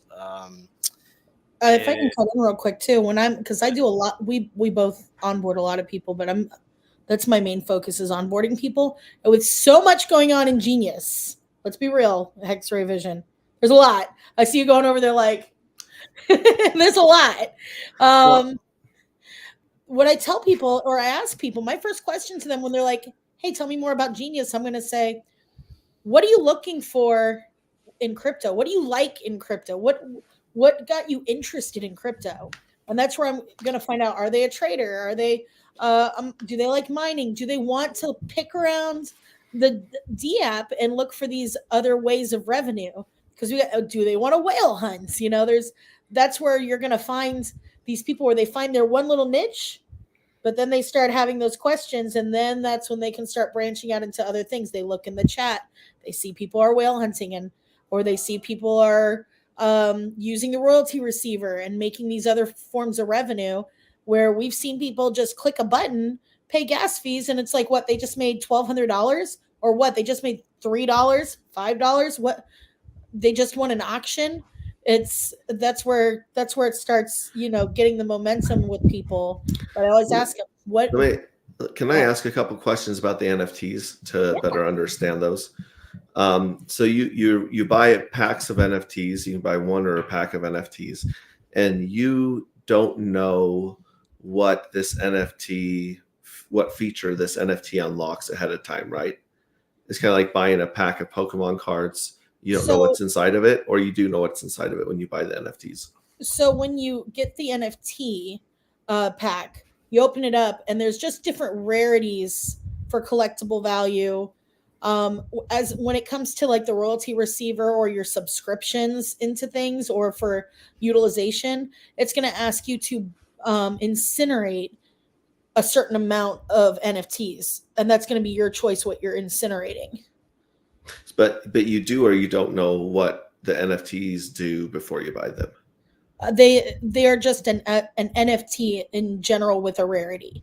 So for a collectible rarity, when it comes to what their utilization is, that's your choice of interacting with those NFTs and utilizing them to incinerate. So it's like burning an NFT. So it's not what does the NFT do? It's let me use my NFT as a form of payment for the for this feature. It's a quorum. When you want to extend a miner or cancel a miner, it's a quorum. You basically, the system says, hey, I need 3 NFTs from you. Go choose from your bag which NFTs you don't like to spend on that, or like that's to spend on it. And you may have a very valuable NFT that you don't want to burn for that purpose, and therefore you go and buy some pack and you unwrap it, and maybe there's like some throwaway NFT that you don't care about to spend on that. Or maybe you don't even care about the value, the artistic value of NFTs. You just basically say, I don't care what it is. I have 3 NFTs. I'm just going to burn them for a useful purpose, if you will. But NFTs, so NFTs are NFTs, but we haven't gotten to the actual meat of it. How does the price go up? Right. That's what that's what everybody wants to know. Sure. So yeah, I'm still stuck on just a couple questions though, just for my sake. Like, yeah, go for it. So I just pulled this up right here, the Royal Economy Tracker, right? And I'm just looking at the bars, and I'm just trying to understand what happened here and why it happened. So, for instance, like you said, back in August, somebody burned over 7 million Genie. Is that correct? So there's burn, there's earn, and there's fees. Correct. The burn is burned forever, never to be reclaimed. And those are the Genie tokens that are being burnt, correct? Correct. Because somebody deployed a miner. So think of it this way. You don't deploy your miner out of your Genie or your USDC. You deploy a communal miner just because money have accrued in that account. It's just basically so the money doesn't sit idle. It allows you to make to make determination if you want to create a communal miner based on collateral coming from NFT sales. And by doing that, you get rewarded by 16%. That's the earn. If you hover over the earn, is going to tell you how much that person who chose to deploy that miner made. So that's different than burn. Burn is like you incinerated it. Yeah. So this person destroyed 7 million Genius tokens. Yes. And then it says that they earned 1.7 million. Are those new Genie, or is that another token, or is that something else? No, they're the Genie that is being accrued to them, much like summarization, like 10,000 Genie for summarization, similar to here. You get 16% of the value of Genius out of that NFT sales, because NFT sales have a value of $100, let's say. $100, it's well, in those numbers, let's just say it's 10 million Genie, right? So 7 million out of it gets burned. 1.6 or whatever gets paid to the guy who actually deployed a miner from that $100 or 10 million genie, right? And the rest get paid to the fees to treasury. So if someone didn't show up with 7.6 million genie here, they ran a function Yeah. that caused 7.6 million to be burned Yep. from a miner. Correct. Okay, that's those my questions. Because it looks like someone showed up and took over 7 million genie and burned them, but they didn't. This is the result of their actions that they took based on an NFT. Is that correct? So NFT sold on Rarible, right? It gets sold. Somebody buys it. I buy a pack. I've got the NFT pack. You, Hexray, come in to the summarization page and you say that somebody named me bought a pack for $100. $100 is 10 million genie. I've got 10 million genie, you say to yourself, available to deploy to collateral miner. And you calculate out of 10 million that is available, which is equivalent to $100 spent by somebody like myself. We are not tied in our actions. I got my NFTs, I can do what I please with them. You do not have NFTs, but you have an opportunity to deploy a miner backed by my sale or my buy, rather, right, of the NFT pack. My buy has already completed. It's done. I'm irrelevant. What's relevant is that there's $100 sitting in that pool, and or equivalent of 10 million genie, of which if you just deploy that, you'll get 16% out of it, and that is going to burn whatever amount that that deployment will do, and that is going to pay fees to the system itself. And so you calculate, all right, it's gonna cost me $5 in gas to call a function on a contract, to take the $100 or equivalent of 10 million genie and basically make a contract out of, or make a miner out of it. You go ahead and do it, but not with your money. You do it with communal money, right? The $100, and for that you get paid. You get 1.6 million genie paid out of the value. 7 million gets burned, and then the rest goes into fees. So at the end, you get paid, the system gets paid, the miner is created, and then that an initial first person who bought NFTs has the NFTs to spend, to do whatever with. That's why it's called royalty economy, where you can benefit by spotting opportunities of taking the communal money generated from NFT sales and creating miners, so the money doesn't sit there, but you also get rewarded for doing that, for taking the opportunity to run a function on a contract. Okay, so someone ran a function on a contract, right? Yeah. And they did that by using Genie token or an NFT. No, all they had to do is just basically pay for the gas. You show up at the contract and you say, much like you're ending a miner or starting a miner, you run, hey, I want to start the miner. In your case, when it's your miner that you're starting, you have to have either a collateral or Genie in your wallet to burn into the contract to start that miner, right? Right. But in this case, you don't even have to have it. All you do is pay for gas for the miner to be created out of the communal NFT pool. Okay, so for this instance, we're on BSC tab right here, Binance Yeah. Smart Chain. So someone went on to here and they ran a function and they paid the BSC. And when they ran that function, it took some of the money out of the treasury, so to speak. Yep. And it started a miner. And when it started that miner, 7 million Genie tokens were burned.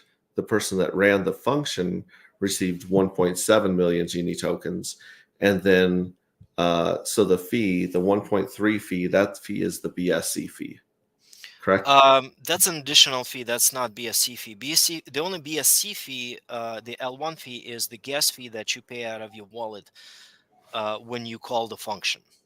There is no way around it. It's just the fee of the network. The fees here is a genius. So there's a larger treasury, not only the royalty treasury where the money ends up that you're calling the contract on, but also there is a so-called OA treasury, right? It's a larger treasury that accumulates some of the fees off of the transactions on the network. That's genius fees. That's a genius term. So that gets paid. I think like 26% get paid there. But the point is that you were incentivized to get 1.6 million by spending BSC gas, which is going to be, I don't know what, 2-3 cents to call a function. Okay, so these fees, the 1.3 million in fees, is paid in Genie to another treasury, Yes, to a larger to another treasury. treasury that is pan genius, like global treasury. So in Genius, there are two more accounts to be aware of. The one is the grantor account that can manage the collateral pairs. For example, do we want to accept USDC? Do we want to accept DAI as part of the collateral? Something that is useful.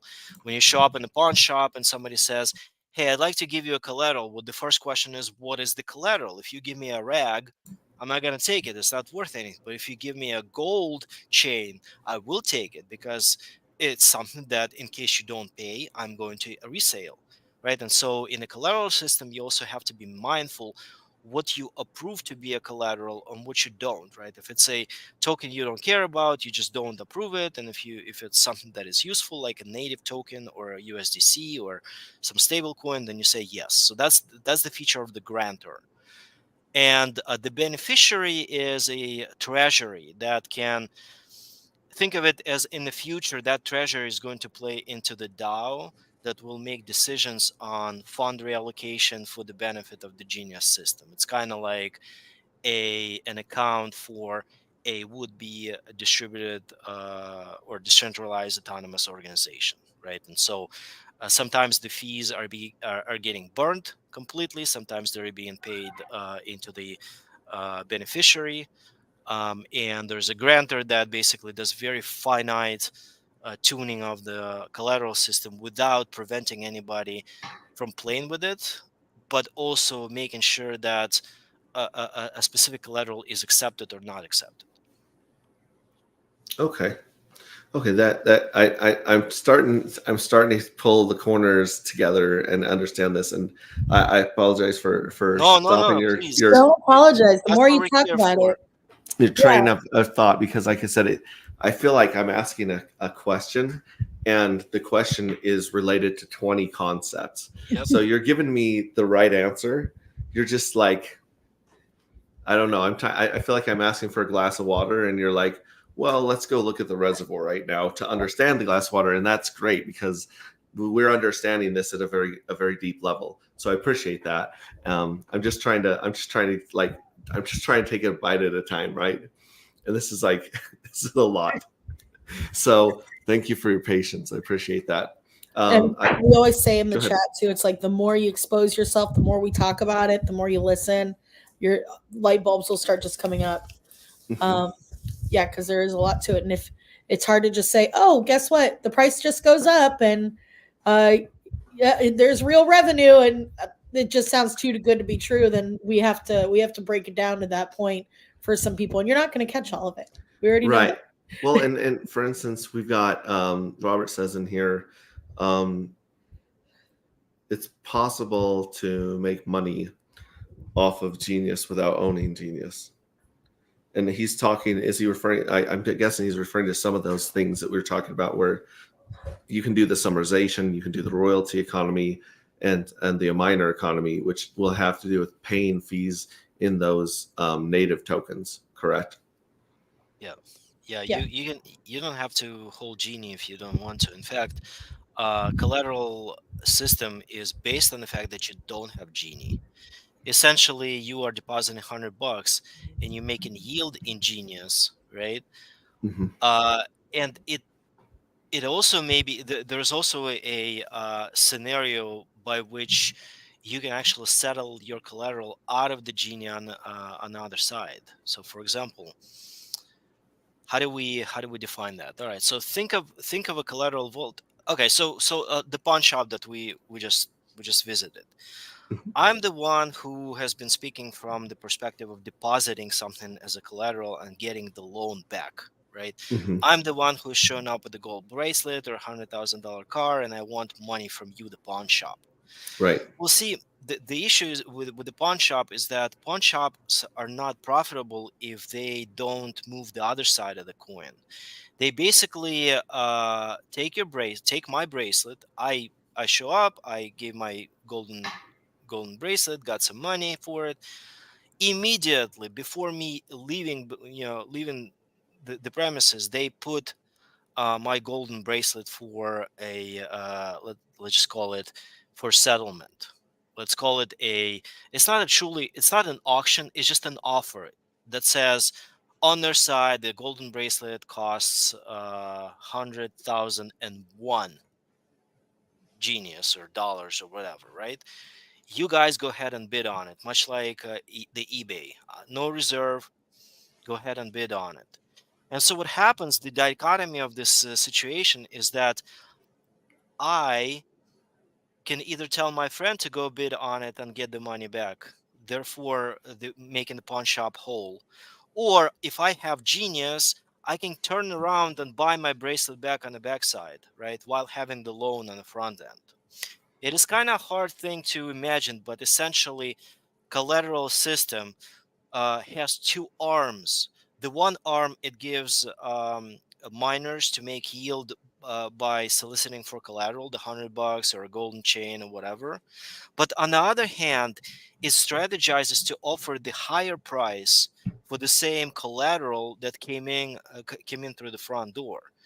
And that is the crux of understanding how the price getting managed, why the pawn shop or the collateral vault is able to pay that much ingenious to a miner that gets locked for 90 days, and at the same time provide an opportunity to somebody to settle that collateral for that person who brought the chain in or whatnot, right? And so what happens is within the collateral vault there's this AI algorithm that basically says the more you want collateral to, the more you want credit for your collateral, the lower the price is going to be for you. But the more somebody wants to buy that collateral that you just brought, the more they're going to pay for that collateral. And the collateral system is earning the spread and also able to create a difference between a credit side of the things and the offer side of the things on the other side. So it works for somebody who wants to come in and get a better price on collateral vault versus the market, because now the collateral itself is costing not more or less, but just different than the market, right? The arbitrage is just about delta. Do you want to sell? Do you want to buy? Do you want to get Genie for your collateral? Do you want to get collateral for your Genie? But it's only one way, because the collateral miner that I got on a credit is the minimum that it gets locked for is 90 days. So I can't retrieve my collateral right away. I can't cancel the miner. I can say nope. Please give me my golden chain back, my golden bracelet back. The pawn shop says, sorry, it's already on offer somewhere else. And because I can't retrieve it by law of genius, I have to wait at a minimum of 90 days to get some form of a collateral back, whether I get half and half collateral, or get more genius than collateral, or get fully funded genius return on my miner. We really need to get deeper into how this collateral system works, but the reason why Genius will make money is because of that AI that is managing both sides of the story, the offer to settlement on the collateral and giving credit to create a miner that is ending only in 90 days or more. So essentially, once you've committed, your time to exit the system is going to be much longer than somebody who comes in on the other side and sells for your collateral. Therefore, if people don't want to come in and collateralize their genius, i.e. they don't want to get the miner, AI basically drops the price. Are we there yet? No. Drop the price. Do you still want to come in and collateralize your genius? Yeah, okay, it's low enough. Fine, go create the miner, give me the collateral. The collateral gets put out to the offer on the other side, and the story goes in the opposite direction.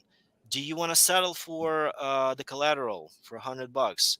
And I'll give you 100,000 genie. Somebody says, nope, the market pays better. Fine, I'm going to up the price. AI does that, right? AI sells 101,000 genius for $100. Do you want to take the deal? Nope, still can't. All right, fine. How about 102?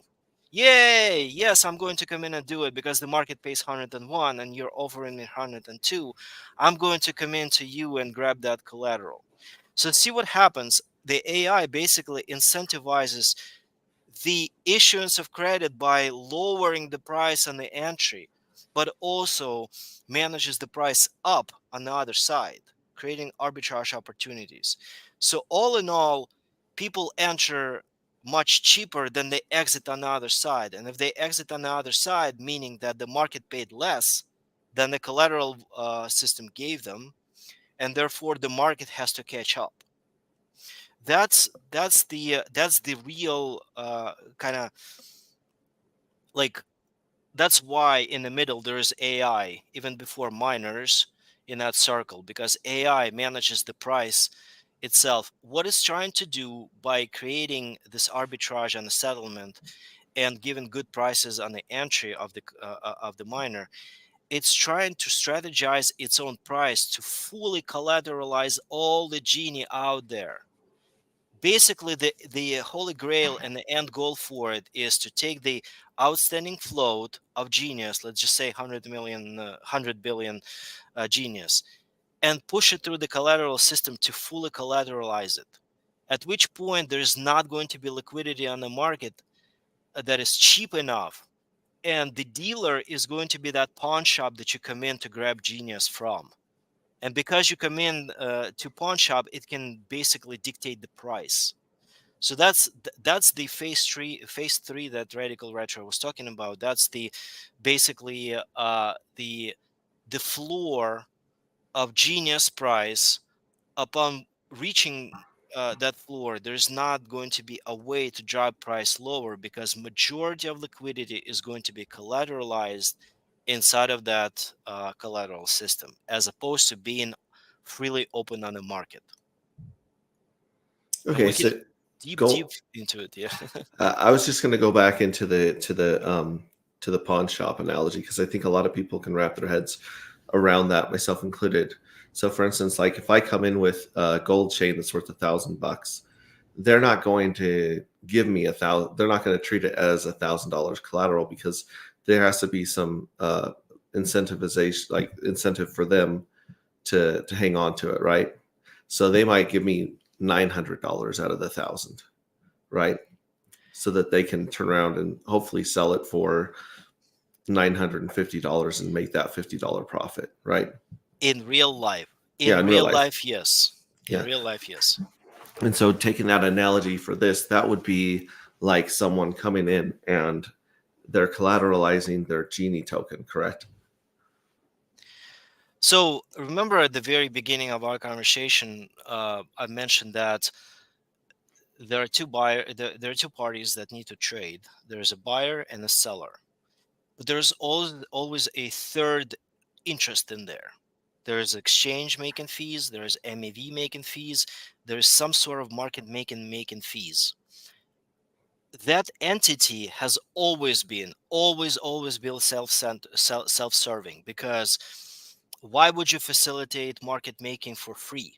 Why would you Correct. not make fees off of a trade? Right. The only way to make the system be benevolent is to make it code, not human. So AI in this case is acting as a market maker. It's not self-serving because it's code. It doesn't need to make the fees or doesn't need to make that much. So the thinking of, hey, I need to make money off of the incomer because I'm going to take 10% off of the first guy who walks in with a golden bracelet because yes, I need to sell it to somebody else. That's the thinking of a self-serving pawn shop that needs to live. Here there are no expenses. Here there are no rules that will basically say, if my job is to make money off of both parties, the offer and the bid, then yes, that will be your DEX. That will be your exchange or market maker or LP. But if my job is to make the system go, if my job is to facilitate the trades, if my system is my job is to make sure that both parties win, and I don't, meaning that I don't necessarily need to make the fees off of both of you. I can offer I can offer lower price to the incomer, and I can actually attempt to sell the collateral on the other side. Remember, the fallacy here is that we're thinking that we're selling the same thing. We're not, because everybody wants to get a more expensive collateral on the offer, and everybody wants to get a cheaper genie on the bid. So what happens is you're getting a cheaper credit miner in genie, but you are also getting a more expensive collateral on the other side. The middleman, the AI, doesn't need to make anything more than 1.8% spread, static spread between you coming in with a golden chain or collateral, or somebody coming in with a bunch of genie and trying to get that gold chain back to them. All it's doing is basically trying to facilitate the trade. This is that's the secret sauce of AI that is based on ratios that seeking attention. Are we there yet? Can we make a trade? No. All right, I'm gonna make a deal sweeter for you. Is it better for you now? Yes, take it. The same thing on the other side. Is a good deal for you? I don't care about myself because I'm code. I'm not human. I'm not an entity that needs to pay the rent, make the lights go. I'm just there to facilitate the trade. And I'm also facilitating the trade on two different tokens. I'm actually pitting the collateral against, which is stable coin, for example, against Genius. Genius I have full control over. Collateral Vault is Genius. I can mint, I can use the inflation, I can do anything I want with Genius. So therefore, I am able as a collateral vault to give you better price on the entry, but I can't modify the stable coin on the other side. I can modify the ratio what Genius I'm going to take from you to give you the collateral, and because I'm managing Genie myself, the price of Genie, I can give you a much better rate because I'm agnostic. I'm your helper. I'm basically your butler to make the trade. I don't profit from both sides. I'm setting the price. It is very hard concept to get across for exactly the same reason, because in real life that would be against your own judgment if you were a pawn shop and you needed to make spread. Here in code, you can do whatever you want as long as people's attention and intention meet. Can I meet with you on that price? Yes or no? Right? That's the answer. That's the answer that AI does, and the way it's trying to make its price. It's trying to manage its own price is because it's benevolent. Right, the whole system is not benevolent in terms of it does need the burns, it does need the fees, but the benevolence comes from not making spread or fees directly from somebody selling to the collateral system or buying from it. Okay. If we need to go through this again, I have no problem. It's not a very No, easy. I'm glad that you pointed out, because the fallacy that I had, that there was a third party with their own interest in here, and you're saying you can program that third party to behave in whichever way you want to. That's the choice for phi-based math. That is the choice for growth curves. That is the choice why the observation of natural law was taken, so that the math did the normal financial math does not work if you are introducing a human entity such as DEX or moneymaker or anybody else in it. But it does work if you choose different type of math that doesn't need to pay itself. Yeah, Adam Baum says the AI works against itself to benefit the user. So That is that's pretty good. correct. It does work against itself, but it's making way more fees on the other side because you have the economy. You've got bunch of things that you make fees from. Every single royalty, miner or summarization economy step you make fees for Genius, and it's just being fair. It's being fair to the miners by paying the inflation. It's being fair to somebody who can come in and do summarization. It's being also fair to somebody who wants to take a collateralized credit miner, and it's also being fair to the arbitrage people who wants to come in from the market and settle Genius and get the collateral from it. Yeah, It's the it's just AI being fair.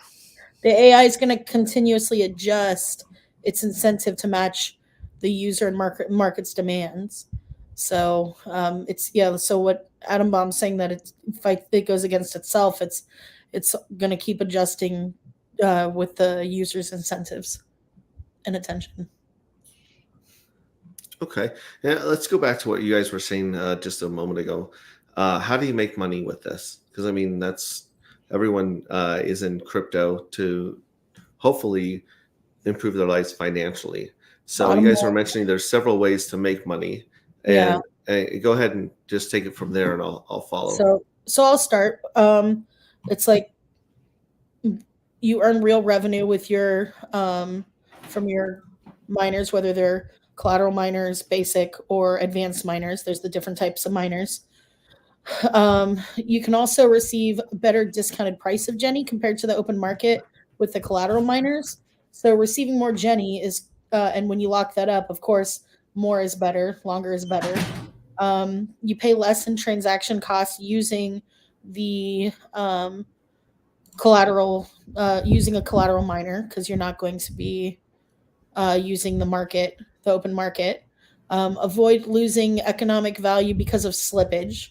So that alone, we're talking about things that here in crypto we just blindly do because those are the services offered to us. But this is, wrapped into, it's all packaged into the economy here with Genius. So you're protecting yourself from mev bots. So that's ways of not only making money but saving money as well. With Jenny, you have uh, different functions like the let's say there's a whale that does proof of benevolence, which does happen, or people will proof of benevolence their minor. The users will receive revenue with on their miners from the proof of benevolence. That's another thing that we haven't really mentioned here. Royalty receiver. If you interact with the royalty receiver contract, you have a way of making revenue there. Um, Auctions. You can again save money by getting miners for cheaper by winning on an auction. Or you might end up having a there's theory of we have what's called the IQ shares, which is your shares of the reward pool. Let's say that you're early on and you have these IQ shares that are performing better than the ones a year from now. Auctioning those off may be more beneficial, and you can make more money, more income with selling a miner with better IQ share rates. Um, I'm trying to think what else. There's Shades, help me out here because I don't Yeah, know. I mean, if you want to just play on and release shares, somebody released Yeah, shares on 4 billion miner, and they made 12 million genie on it just because they were paying attention and basically, you know, got there first. I mean, there are opportunities. I saw some comment about T shares, similar to IQ shares. I think a lot of things have been changed because think about it, miners and yield generation is just a mechanism. It's just a mechanism to make yield. So, for example, one little known fact about the calculation of the yield, for example, in Genius, is that imagine that the reward figures in the burned amount as well as the circulating amount. So, for example, if you have circulating amount of, let's just say 100 billion, right? And then you've got 25 billion burned of Genius. The reward to miners comes from 125 billion, not just 100 billion. And so what happens is the more the system burns, the less supply remains, but the rewards are actually going up because it's just there are three types of accounting systems within Genius. We can go into like technical details, but essentially the inflation in some other contracts, the inflation gets paid to the miners directly, right? Here, the inflation gets escrowed and only gets accrued to the active miners, but there is no guarantee that the miners will end on time. They may end early, right? They may end late, and so they can accrue the penalties. And so the inflation, not every single inflation reward actually gets it to the market, even when the miner ends. It depends how it's ended. So if a bunch of miners are ending early or they're late, active miners are getting paid excess of the fees, right? So, for example, it's not only that you make your 4.2% of inflation if you're active miner, but if your neighbor to the right and the neighbor to the to the left ended miners early or somehow auctioned it off or did something that generated the fees for that day, you will get the multiples of those fees accrued to your account, compounded by the fact that the calculation is also taken into the calculation is also figuring in the burned part, right? Not only the one that is floating. So essentially, your APY for a day may be way higher than what you have projected when you were starting that miner. The API to for the miner is the floor, and the rest is basically anything that gets generated by the system. Uh, I'm the fees and whatever. I'm gonna go ahead and present my screen real quick. Yeah. Okay. Share screen. We're gonna go ahead and do the entire screen. Allow. All right. Minimize this. So here is the Genius D app right here. You can turn off or on receive NFTs because that can save you some gas too, because that's a separate action while you're interacting with the contract here. You see here I have my NFTs, and we'll go ahead and send you a pack too. So, if you want to open one up, or I'll open one here. So you have your NFTs that you have them under the NFT section right now. Here on the dotted line, the three dots here, you have your performance. So this is what we keep talking about, performance. And you'll see here, day 369 has not been summarized. But here's the other days that have been summarized. And we can go as far back as, we've been around for a year now. So under performance too, it'll show you what the IQ share rate is, basic IQ share rate, advanced IQ share rate, and the burn supply, liquid supply, and all this stuff can be found on Jenny.best as well. Is today day 369 of? We're on 370, so this is a great. Let's see if it's been summarized yet, or if I just am not refreshed. Those aren't mine. Let's see. We're going to summarize one day. And I don't have enough. It wants $13 of AVAX on this chain to summarize it, right? Yeah. And does it tell you how much you'd be rewarded with in Genie? 10,000 Genie 10,000. for 10,000. Okay. Yeah. And right now, 10,000 Genie on AVAX is worth Let's see here. I think it's like 4 zeros and 3 on most chains. I'd have to check because I know. Yes, Okay. something like that. The So one chain I've noticed it's almost twice as much is Pulse chain. Yeah. Pulse chain and is like in Jenny, that's for sure. Yeah, that is for sure. Let's see if I have enough Polygon to summarize if it hasn't been done already.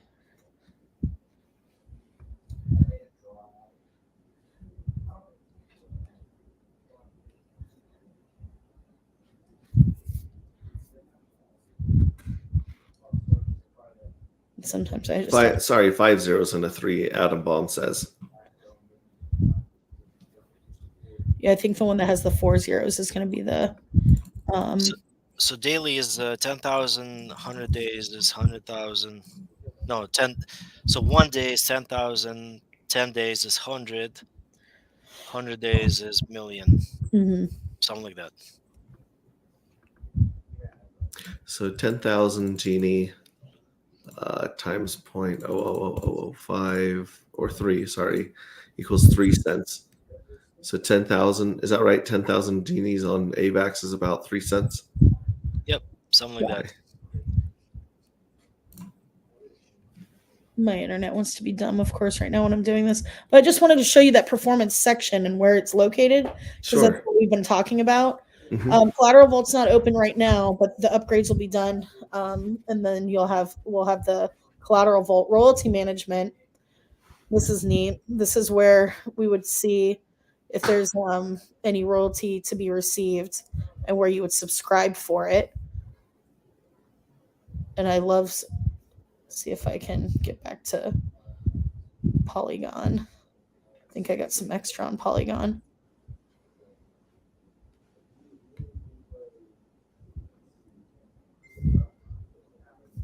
So I'm already subscribed for Polygon, but we'll go ahead and I'm not burning my Elon Musk, but I will do. And these are your NFTs right here that you'd be incinerating to run this function. Yep. So I would choose 2 NFTs.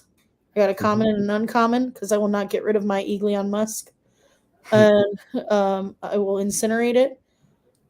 Go ahead and pay that. And you're going to see here in a minute, should have this animation. And I don't know if I'm going to be able to, you'll be able to hear the sounds on my end. There's also a concept of subscription. That's why Radical is incinerating a couple of NFTs. You have you can subscribe for a week or a month to continue deploying those collateral miners should you have desire to do that.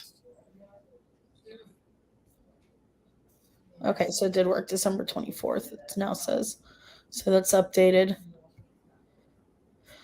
And only because my internet's being slow. When you do that yourself, you're going to see an animation of the incinerator.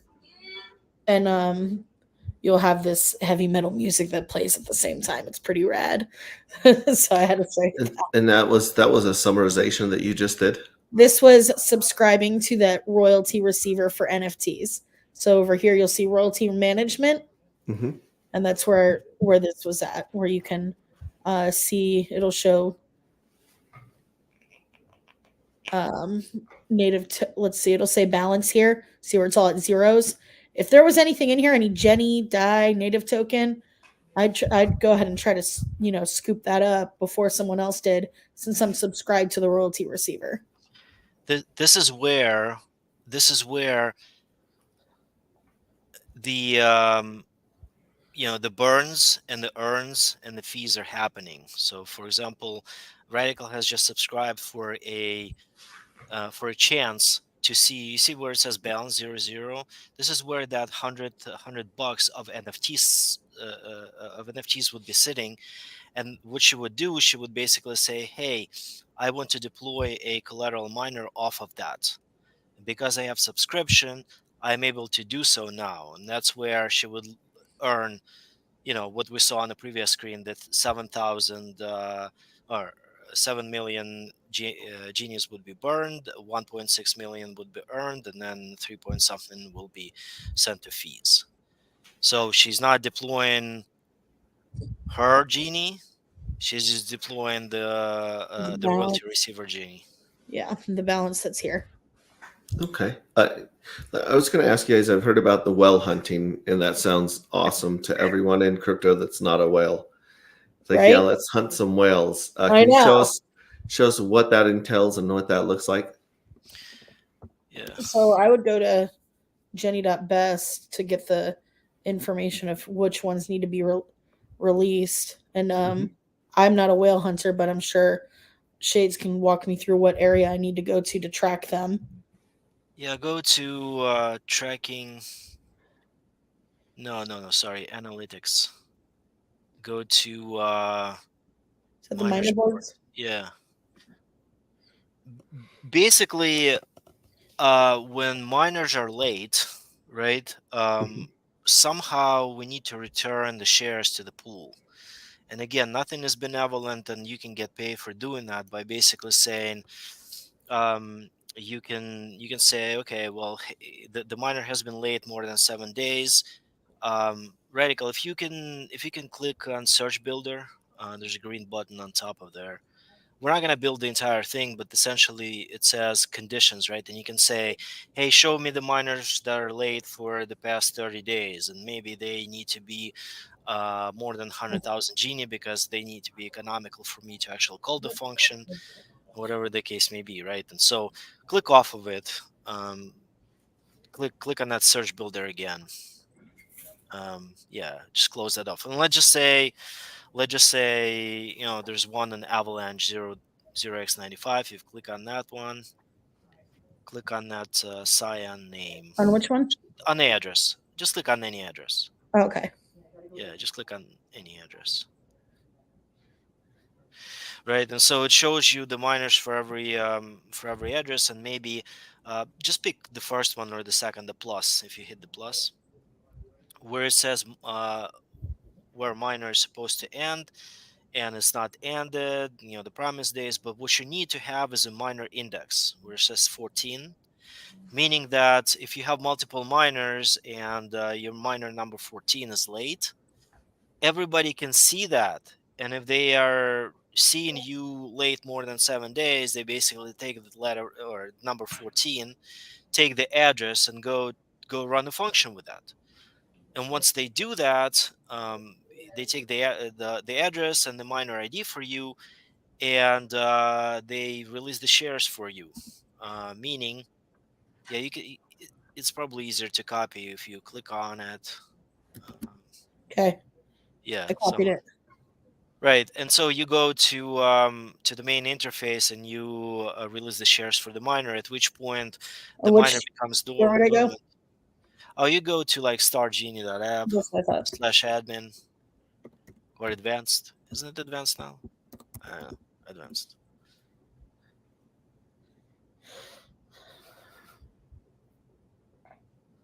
Yeah. Yeah, go down to where it says release shares. You paste the miner address and the miner ID, which is 14.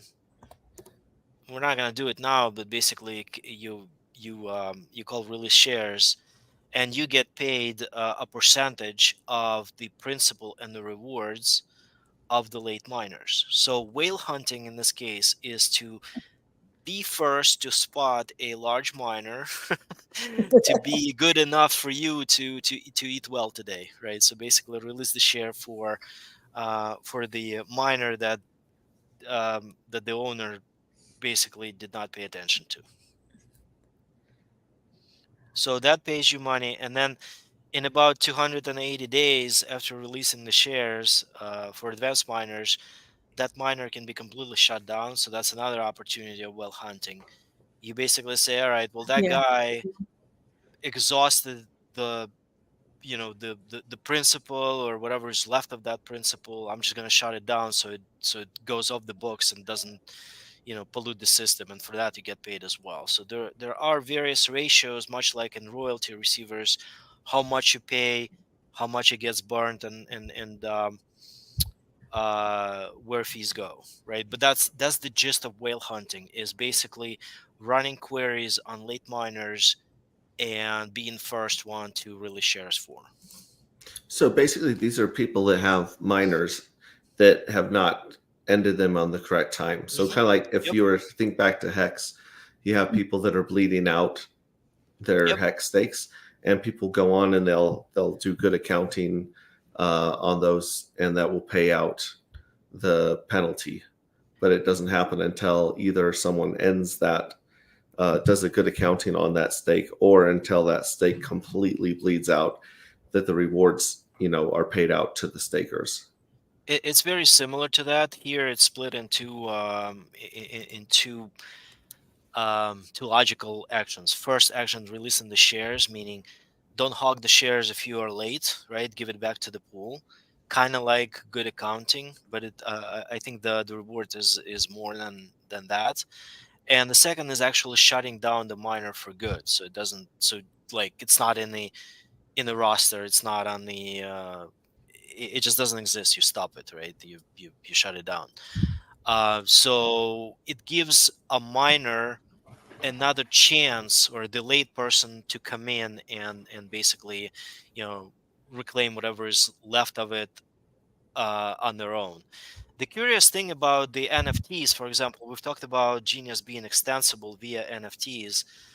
NFTs are very useful if you've been late, but you have not released the shares for it, to basically extend the miner as well, right? And so you could get the emergency action in place where you can actually say, oops, I'm very late, I know I'm bleeding, but let me extend my miner, right?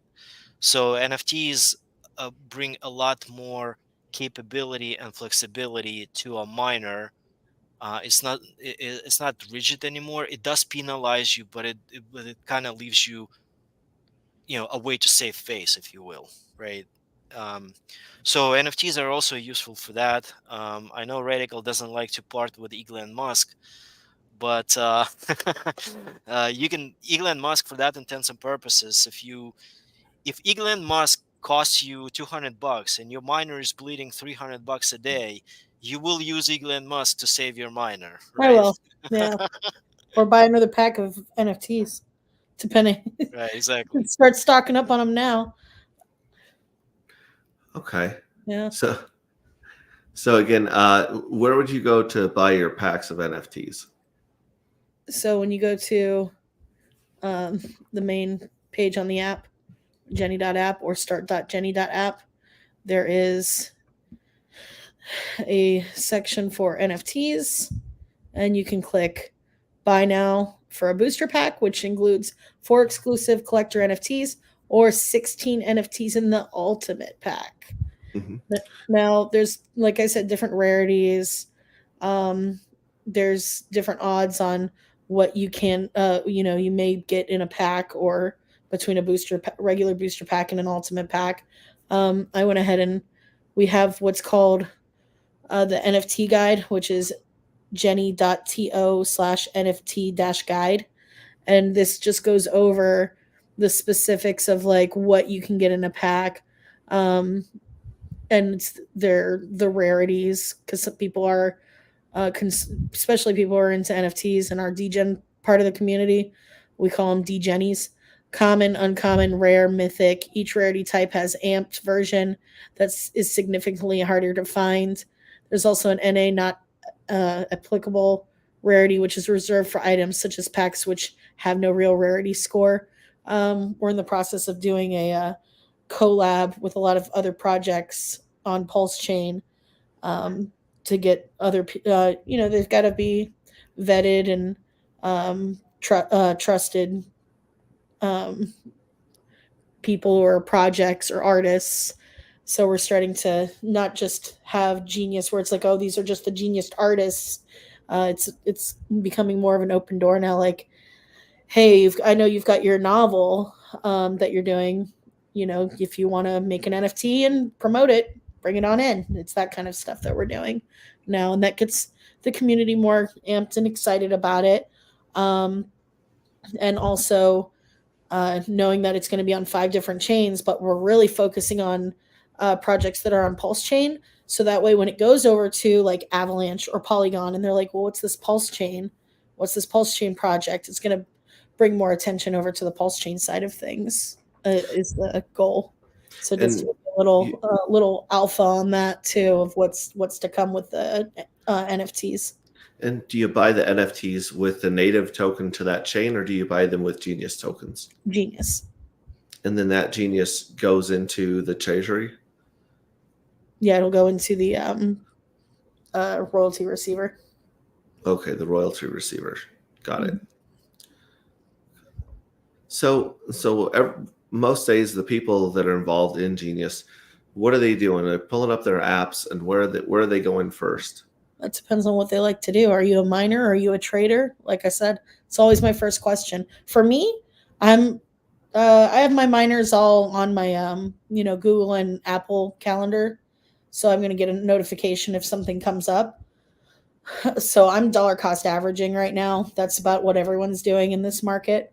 I'm helping people, and we've got our liquidity pool thing that's going on right now, where it's a whale supported bonus.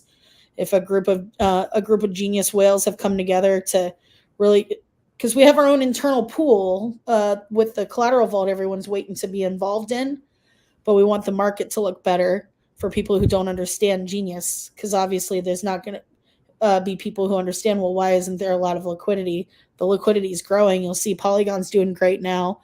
Ethereum, Pulse Chain, they're doing better and better the more liquidity we're putting in there. The whales are giving 22% more Jenny, but also there's a Genius NFT that will gain you access for limited perks, and it's a special access NFT you can only get with this pool. And you don't have to. The big problem we had was there was new people wanting to be involved in liquidity in the past, like last year, and they didn't know how to set up liquidity, even though we were teaching it, even though we were showing it. We had tutorials. People just weren't grasping it. So it's send it to the sacrifice address, and you'll see that the treasury they're setting up the liquidity pool as a group for everyone that's held for a year. And then in a year, they'll be rewarded with their Jenny and their 22%. So that just helps with the market view. You get more Jenny with ease for crypto beginners. Makes a great gift, no slippage. So that helps right now too for people who want to get more Jenny or larger amounts. They can just do it this way and have no slippage by getting into this pool. And it's on all the chains. We already finished with Polygon, but Avalanche, Binance, Ethereum.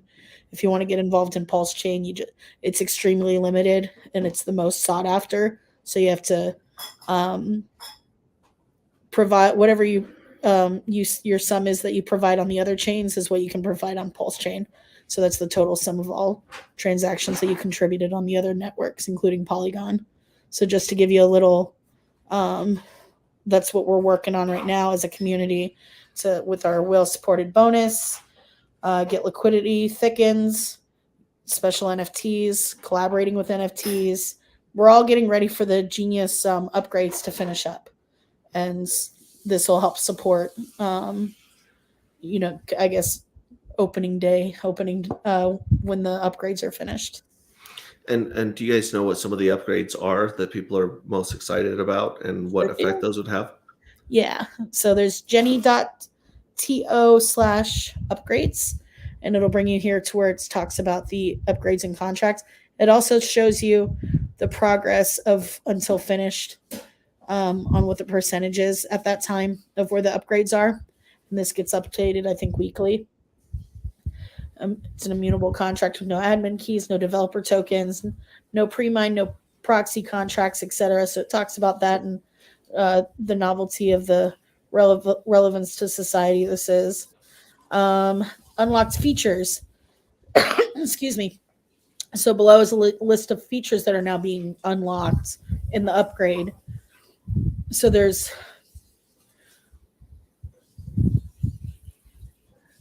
it'll be safely wrapped in a new token standard, which is backwards compatible with the existing ERC20s. Shades, if you want to touch up on that real quick. Sub accounts is one of my favorite thing that I'm looking forward to. Yeah. So the So sub. we Go ahead. go ahead. No, go ahead. The sub accounts, the Genius user accounts are able to specify different treasury accounts. So let's say, I would call it's like how Facebook has their legacy accounts. It's like, all right, someone passed away. Who's now in control of that Facebook account? You got to pass it on to another account holder. That so you have to allow that account to be used to interact with the person who passed away. We would call that a sub account. Well, with Genius, let's say you want to make sure that your son or daughter or your husband's, what have you, or even another account that, let's say you um, you may have been compromised, and now you are going to set up another wallet and get a sub account to help save your original account because they haven't found your Genius miners yet. So it would be a way for you to pass on your account to another wallet address and keys. You can also separate where yield goes from your principal. For example, you can set it up for your legacy, right? Or my take on this whole thing is that if you're building an economy from the yield perspective, you have to have interfaces to cover longevity, right? And so sub accounts is for longevity and for creating trusts and for creating other kind of societal entities as far as finance goes, right? Like, what do you do with your yield? Maybe you would like to donate it. Maybe that specific miner goes to your child's college fund, whatever the case may be, right?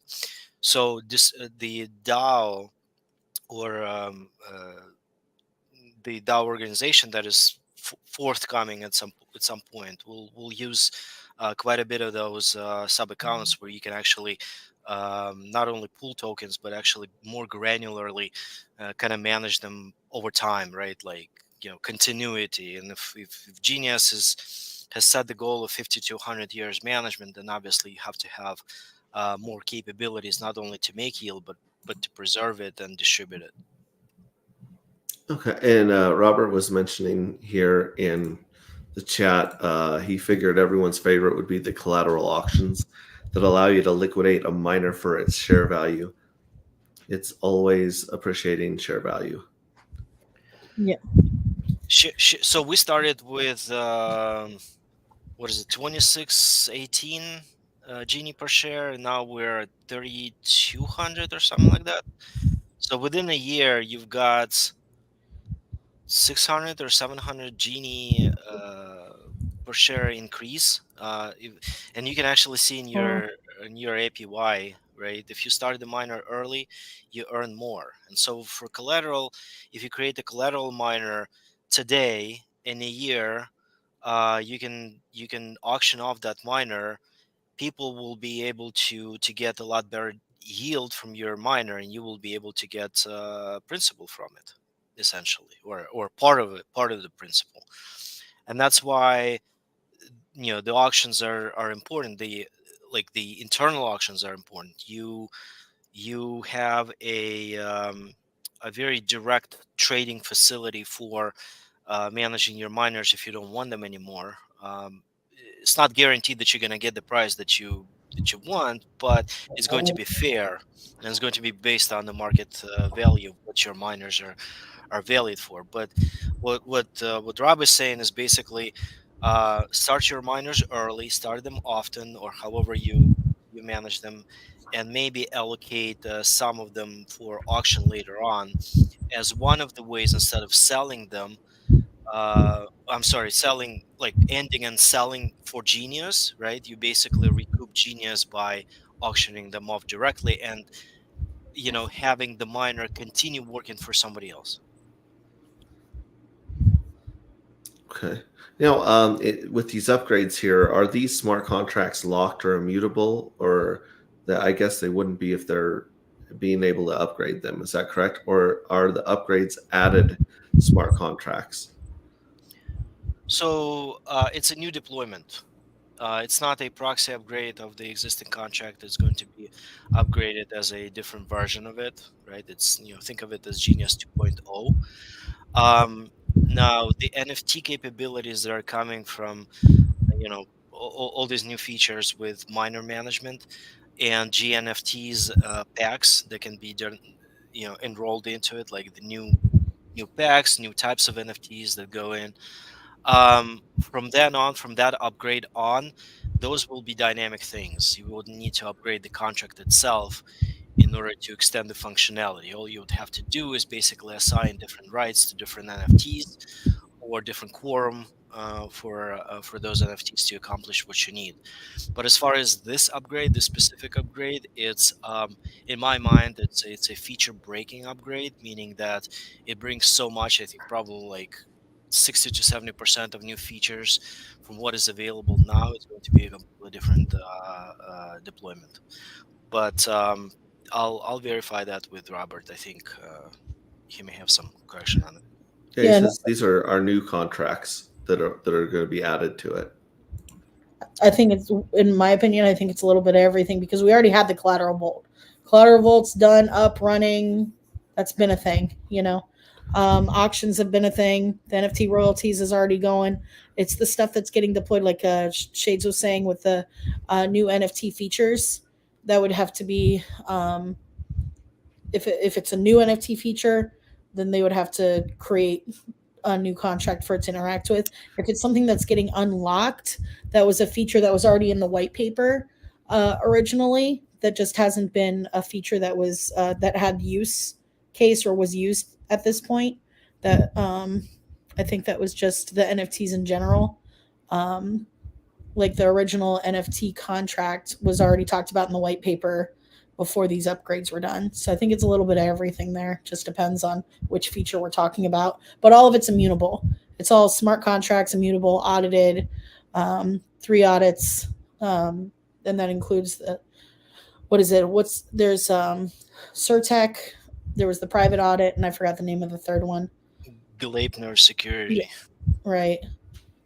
And are there any admin keys on any of the chains or any of the contracts? No.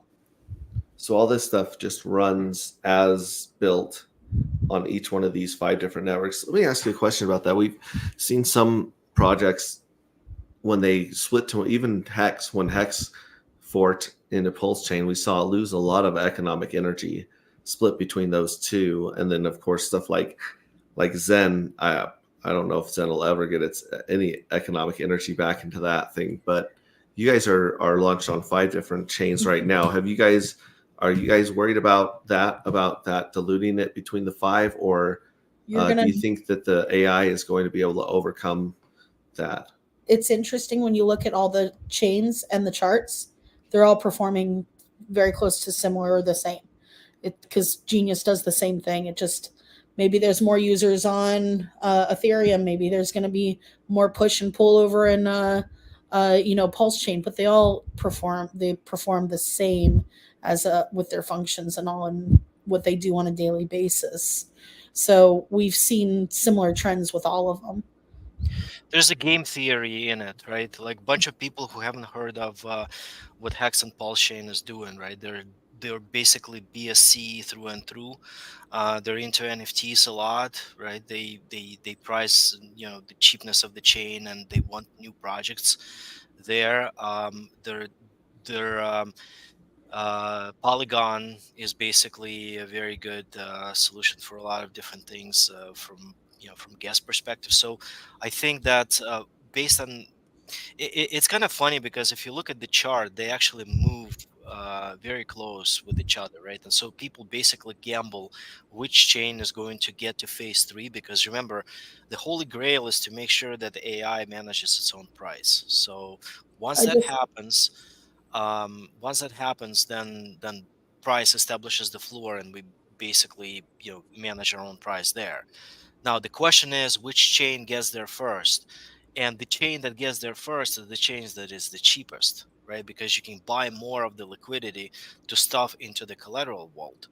And so while some chains are appreciating, others are much better candidates for getting to phase 3 first. So it's kind of like in the mind of people, it's a game, right? Like which chain gets first to phase 3 versus should it be a little bit more expensive because I want to make money now, plus the gas fees off of various things that you're calling in the economy, like summarization and whatnot, plus like geopolitical risk from the chain itself. What is the regulatory status of it? Like, are they going to support chain? What's coming down the pike? Is it going to affect the the operation of Genius contracts? So basically everybody is betting on various different things for themselves, and I would say 60 to 80% are actually hedging across all chains.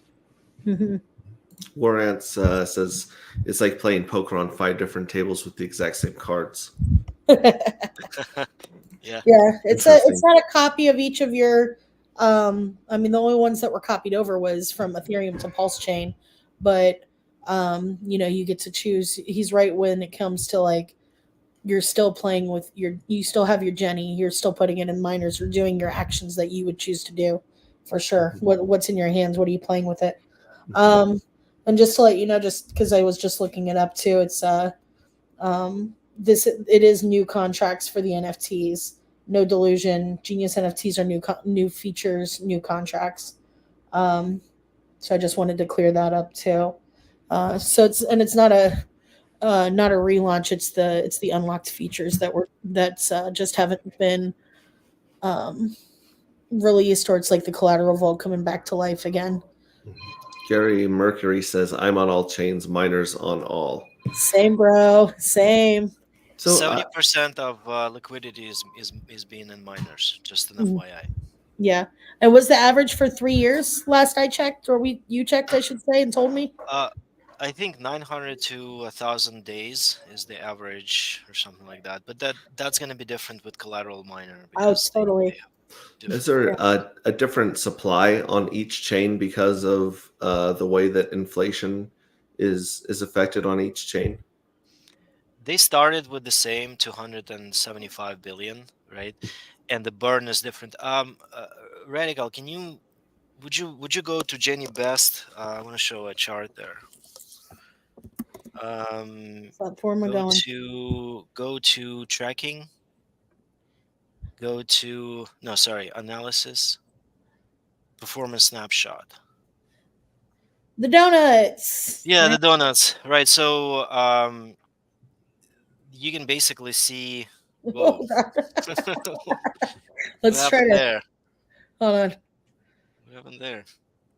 There we go. Anyway, I can hardly see that, but it's fine. Cool. You can actually see the burn and the liquidity that is in Here we there. go. I did it. Nice. So take Ethereum, for example. You've got 19 billion burn, which is close to 10% within a year.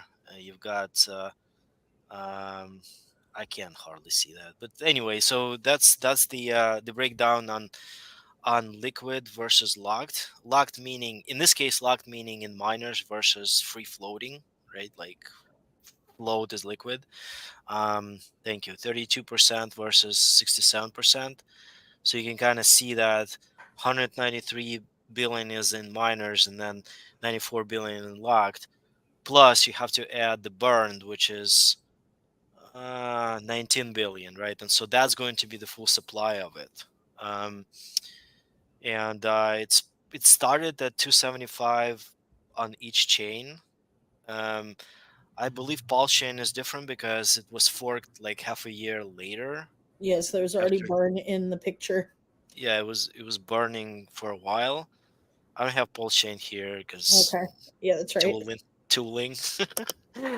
But yeah, so you can actually go and see what's where. But yeah, what you'll notice here is you see the percentage being at like 9.89, and then it's 9.50 on Avalanche, 8.67 on Polygon. And so the locked versus liquid, that's all the locked tokens in the different ways that you can lock them through collateralization and mining and everything. Right. So collateral plays less of a issue here, less of a role here right now before the upgrade. So that's probably most of it um is uh uh locked if you scroll down a little bit on that chart that you have lock versus liquid. Stop. Yeah, so you see on the bottom it says debt versus locked. So debt is going to be the collateral vault, and locked is going to be the advanced plus basic miners, all the other miners. So in this case, collateral vault has a small percentage of it, 2.25. But after the upgrades come in, that's where I'd expect an influx of miners going that way because there's no slippage and there's no MEV, and for people who are waiting to get in with large clips, is going to be the only way to basically get in without slippage, right? It's a one for one credit miner for 90 days. So that's going to be they're going to use collateral vault for a lot more than just an outstanding liquidity. Mhm. And then you said getting to phase 3 is when the system is completely collateralized. Is that correct? Yeah. Yeah, so And if you have liquid 193 outstanding liquid, once half of it gets into the collateral, which is what, like 80 billion or something like that, that's when you can start talking about phase 3. So this is the chart I was telling you about earlier, where when the collateral vault was open, you can see the debt versus liquid trend. So I went over under, and was it analytics? Yeah, supply and debt analytics. And then I clicked on Ethereum, supply versus debt, and there's that. This is what I was talking about earlier. There's that like light blue line, oops, versus the gold line. So this is the total supply here as it's getting burned and as it's moving around. And then there is the gold line that would, at first no one really knew what the collateral vault did, so it didn't move too quick. It was a slow steady march up just because people were pushing buttons. And then the admins and people who understood the collateral vault took their time right around here. I think it was it April? Yeah, it was April. We were teaching, and then all of a sudden everyone was using the collateral vault to start their miners. That's just how they were doing it, because they're like, oh, we can get to phase 3 this way. And at the end of May is when that was shut down for the upgrades.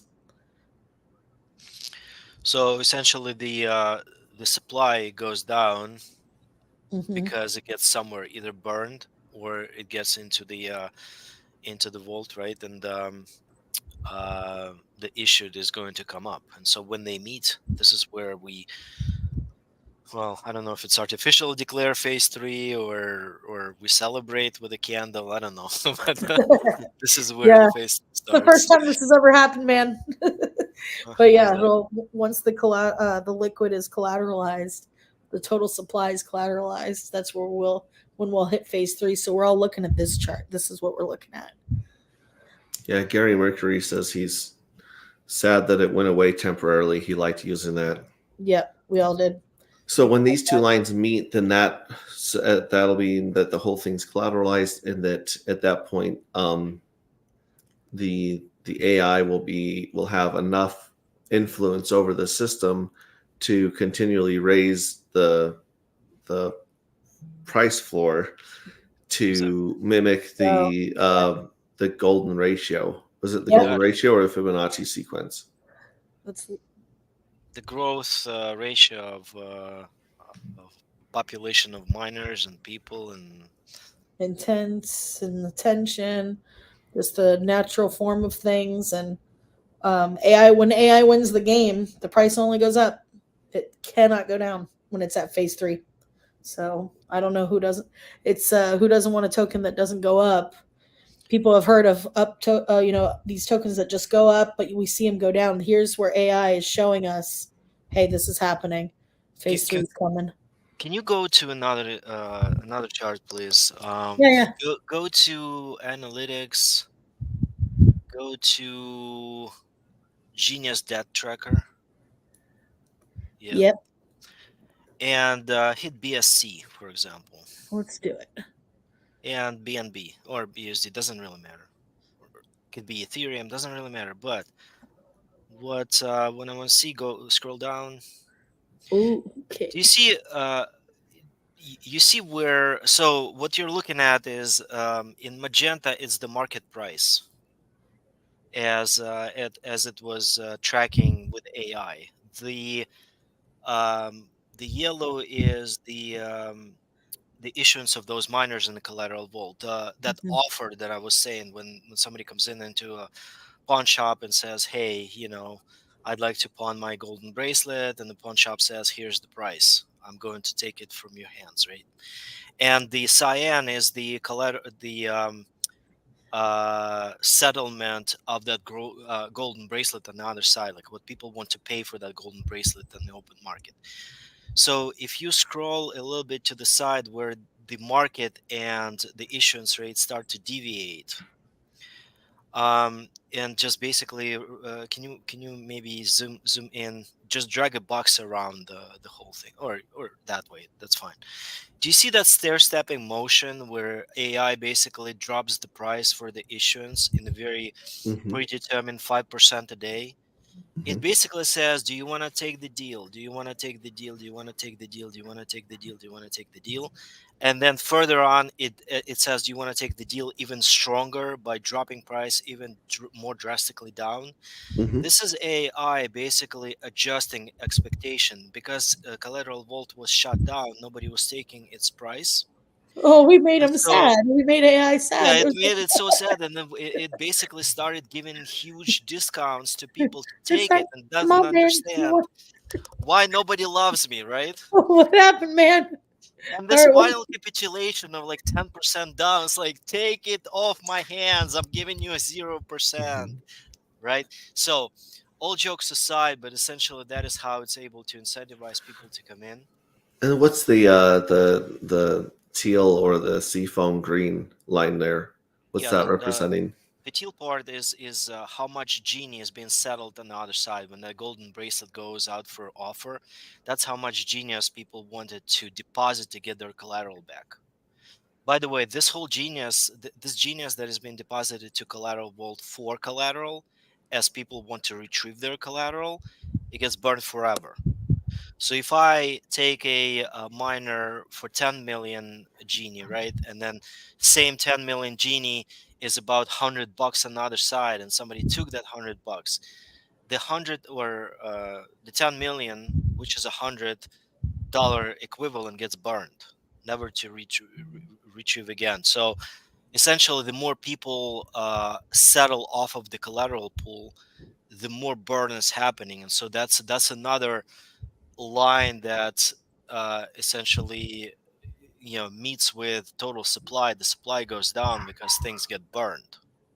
And if you go to another chart, I think, let's go to, Well, I wanted to, if you scroll down just real quick yeah. again, I just want to see. So the AI dropped the price a whole bunch right there, Mhm. and then you'll notice that the magenta line kind of picks up a little bit there, a little bit later, and that's when it starts issuing a flat line again. So magenta part is the open market. That's what Dex tells you the price is. Uh huh. And because CV was shut down, nobody took the CV price, and so the only price that is left was Magenta, which is affected only by DEX trading, right? But look what happens before they split, right? They were tracking close, and AI was, because AI doesn't reach to DEX, it doesn't know price from DEX, it doesn't have any oracle, it doesn't reach out to Chainlink and say, hey, what's the price of Genius and open market? All it was is just basically a triangulation of intent for people to come in and grab credit and settlement. More interest, price stays the same or goes up. Less interest, price stays the same or goes down, right? And therefore, this is the AI.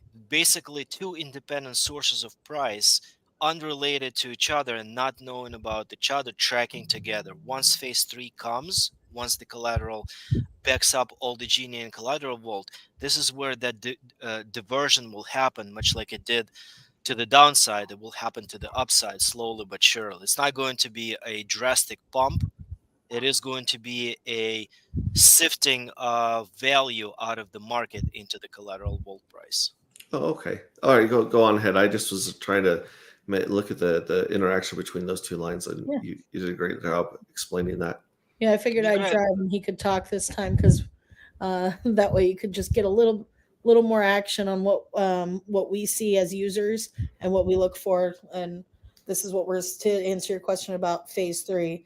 This is what we're looking at. And what's phase 4 that Adam Baum's referring to here?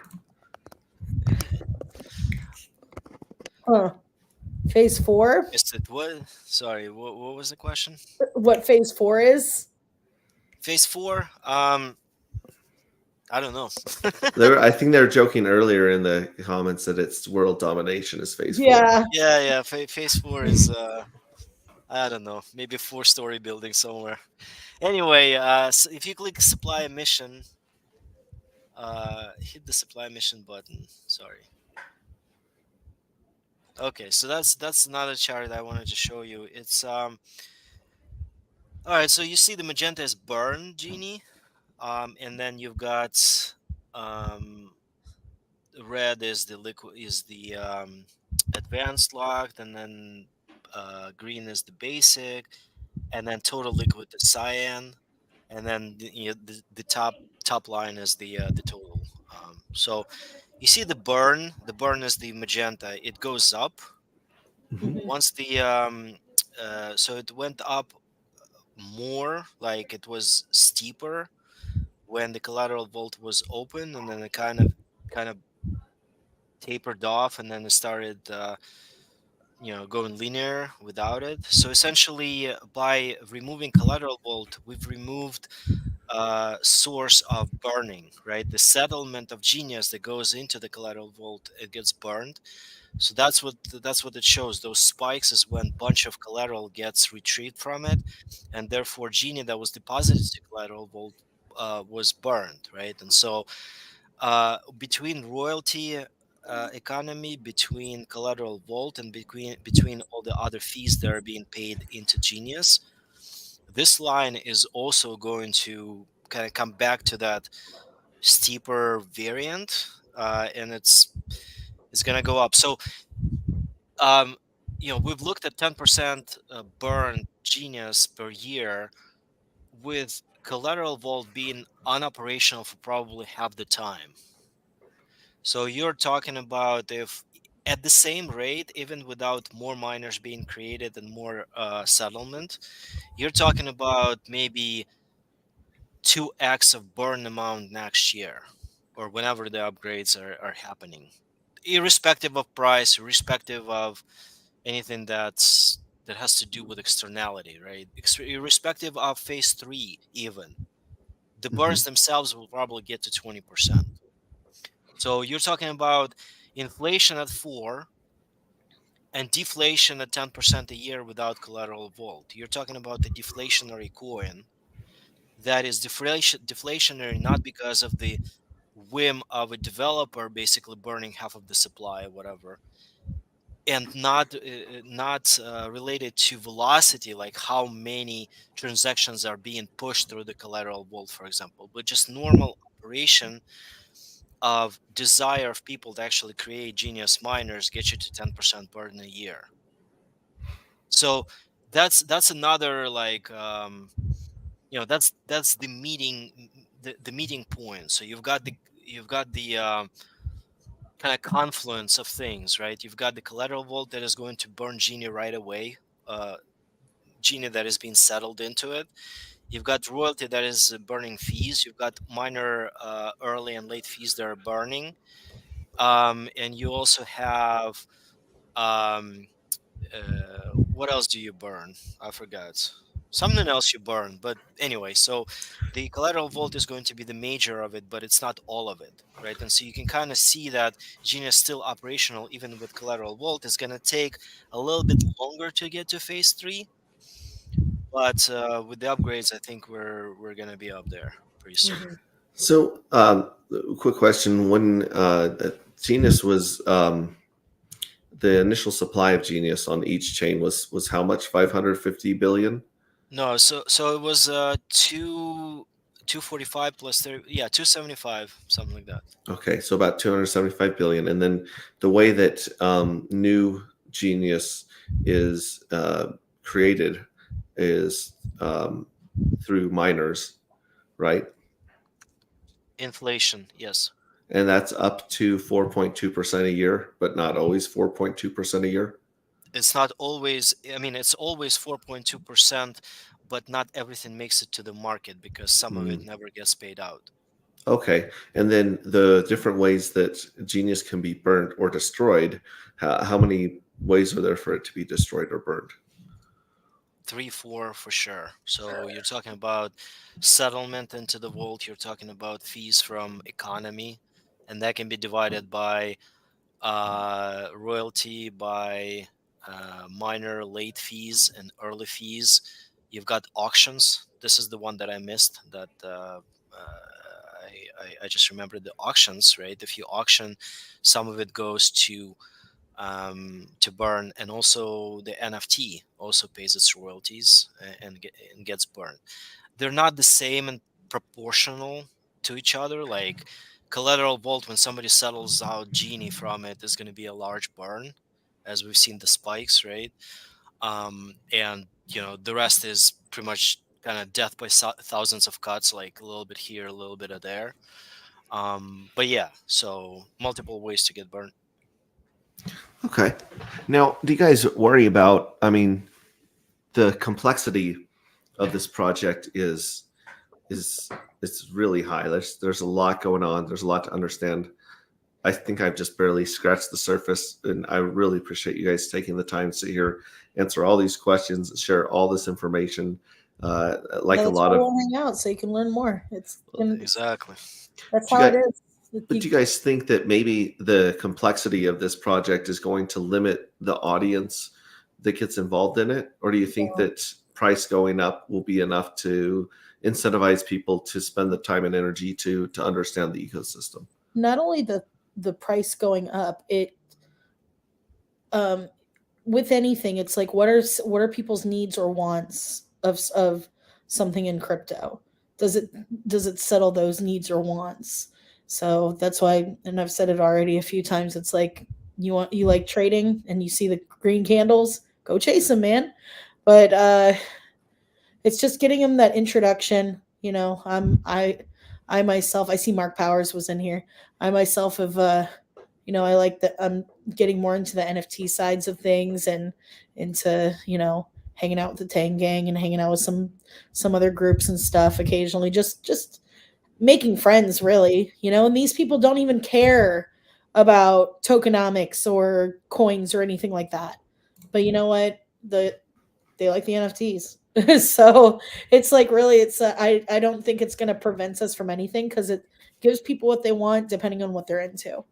So And I'm just gonna add that, to paraphrase Robert, actually, is that you get all this information because you're asking and you're interested in it, right? And exactly. so, like, you can survive by just basically equating Genius to time lock deposit and saying, I want to get my Genie, I'm just gonna lock it for a year, and I want 8%. That's it. End of story, right? The other person says, I know nothing about time lock. I'm too jittery. I just want to make money on arbitrage. So basically, you have different personalities that they don't even have to meet each other, right? They can operate in their own world of, it satisfies them, it works for them, they get what they want out of Genie, and that's the end of the story, right? Um, but the other answer to that is the world is complex, and I don't want to be in a situation where I get to meet the complexity of the world and I have no product that meets it.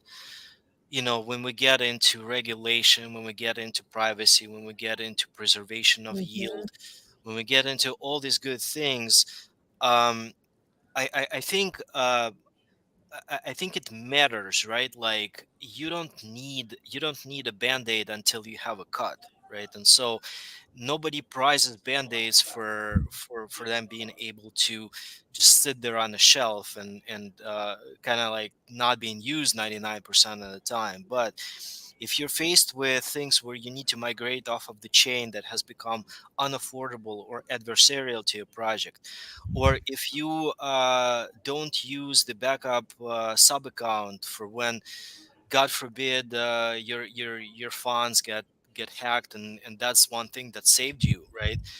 That 1% of it sitting on the shelf, that 1% that hasn't been thought through, is the difference between you working all your life for your principle and being able to preserve and losing it all, right? And so for my long term, from my perspective, like I'm only talking about myself, because the world is so complex, I want a complex project that has been tested and designed in such a way that I can gradually get into, but if I need to, I can use more than one feature of it.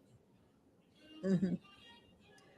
That makes sense. I appreciate that perspective from you guys. Gary says, I think that genius complexity is what's missing in other projects.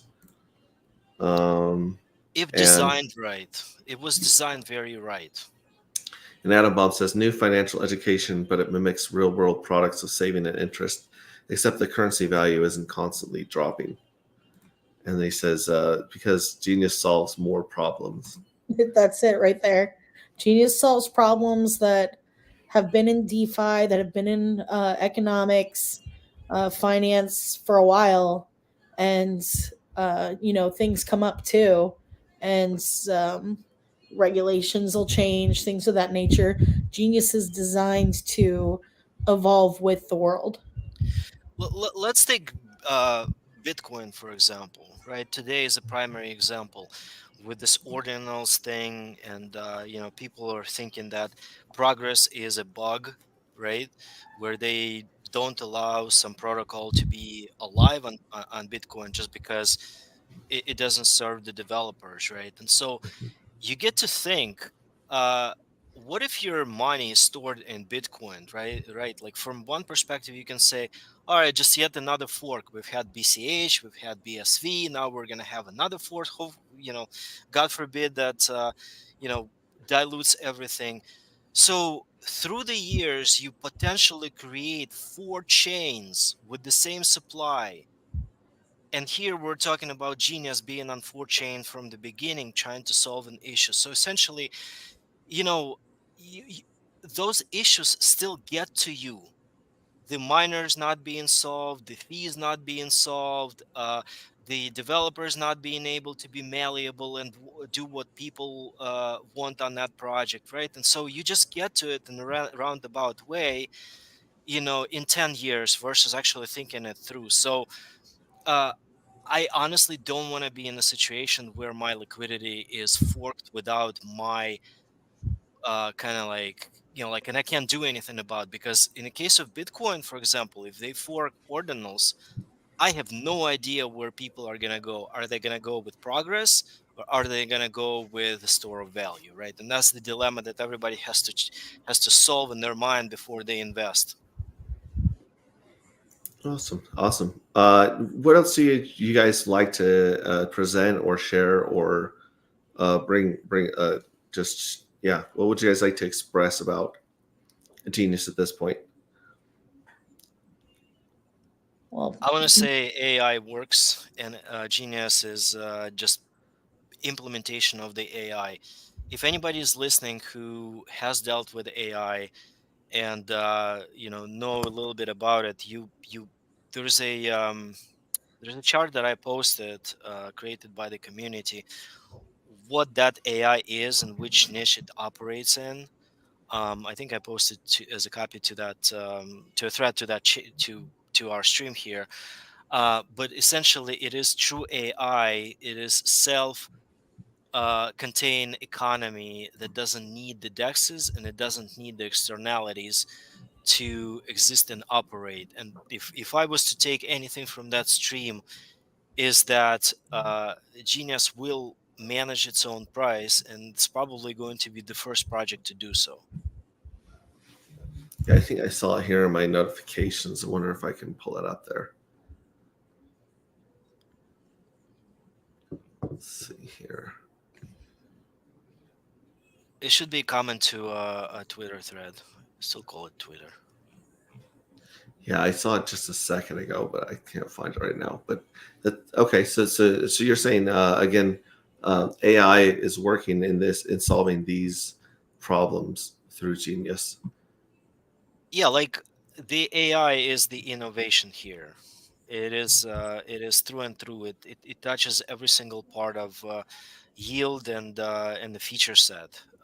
And I would encourage for people who want to learn a little bit more to join Telegram and ask questions. Right, come in with open mind and grab a piece that you like to talk about. Grab a piece on NFT. Grab a piece on yield.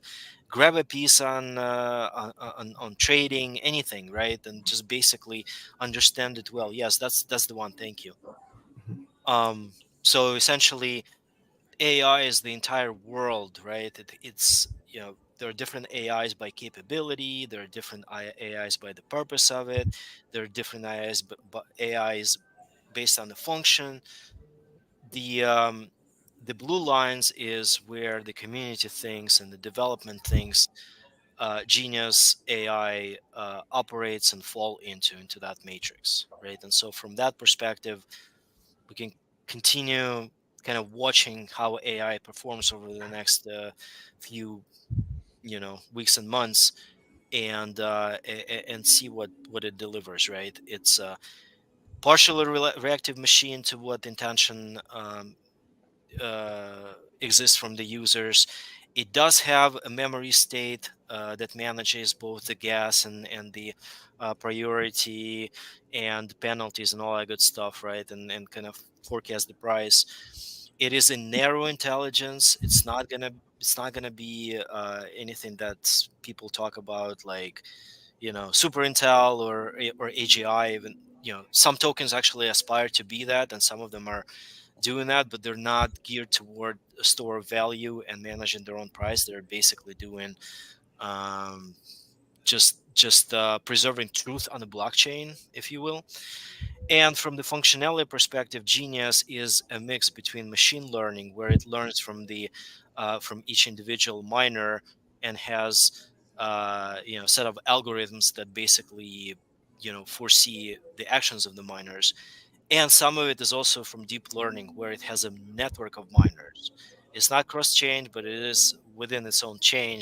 It's no longer one individual miner making yield, right? It's the network of miners adjusting the weight ratios for penalties and for how the price is going to go, right? So it's a closed circuit, deep learning slash machine learning, artificial narrow intelligence that has reactive and limited memory capacities. That's what Genius is, right? It doesn't need to use Oracle. It doesn't have to go out to the world to create feeds of its own price. That differentiates itself from multiple of other AI tokens that basically work with Chainlink to manage the feed off of the market. Here, the collateral vault, the AI itself is creating the price, managing the price, and therefore it knows about its own price, or will know in the phase 3.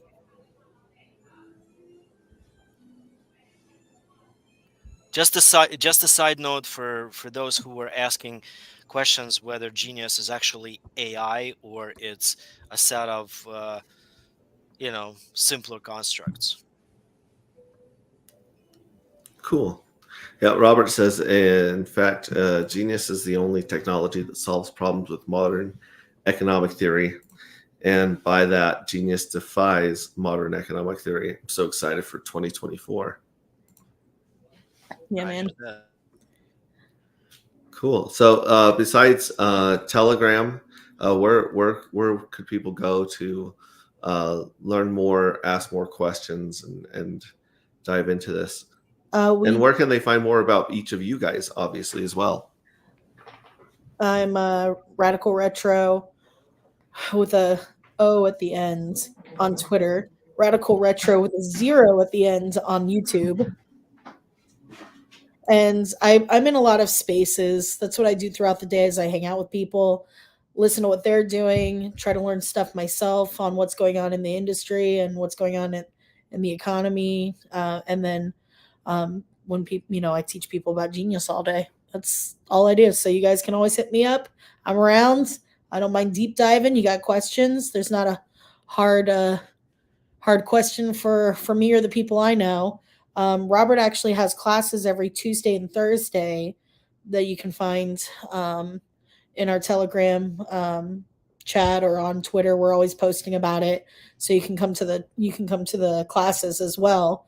Ask the hard stuff. Come in here, ask questions, learn something, and it goes over it's about crypto. It's not even just about Genius, the classes. So everyone's always welcome to come to those, to come see us. We're in there. We're in the Telegram spaces, and YouTube. I started doing some lives on YouTube, but I've been tied up with spaces lately and also traveling. So I'll be getting my bearings back and going on my streams as well. And I'll come hang out with you too. X-Ray Vision. I'll be coming in. Awesome. And how about you, Shades? Where do people talk with you, or reach out to you, follow your stuff? I'm just basically wherever Radical is. Yeah, dude. Seriously. We all hang Telegram, out. join Telegram. I'm there sometimes, and Twitter. I'm not very much active on social media, but you can find me if you want. If I'm going live, Shades is usually with me. So Awesome. Adam, Robert says, it's a great point. All trading crypto is a zero-sum game. When Genius's AI checkmates the market, Genie, is no longer a zero-sum game. So I like that. Yeah. Yeah, check out the new white paper. It's a draft made for the layman. It explains space-age tokenomics stuff at genie.to/draft. And that's the one I started reading. I made it to page 8, and then I was really lost. So I'm going to keep reading there and going over it. We're trying to find out where people are, their attention span's going, or where they're, losing interest or getting confused or lost. So that's good to know. Julie Powell says, thank you, Chrissy and Shades, for the info. My head is spinning, LOL. And like I keep saying, it's like just take in what you want to, learn the rest later. You're not going to pick up even 10% of this today. You're just not. And thank you for asking good questions too. Thank you. Yes. Oh, you're welcome. And anyone who's made it the whole 3 hours and 46 minutes through the stream, I'm guessing that they fell asleep with it on. I don't know if anyone's been listening this whole time, but I appreciate everyone in the chat and surprised we got all the good questions and answers and things. We never got back around to the HOA controversy. We didn't get around to Adam and Vibra Finance and some of those coins that they were pissed off about. But the truth is, I think we covered a lot here.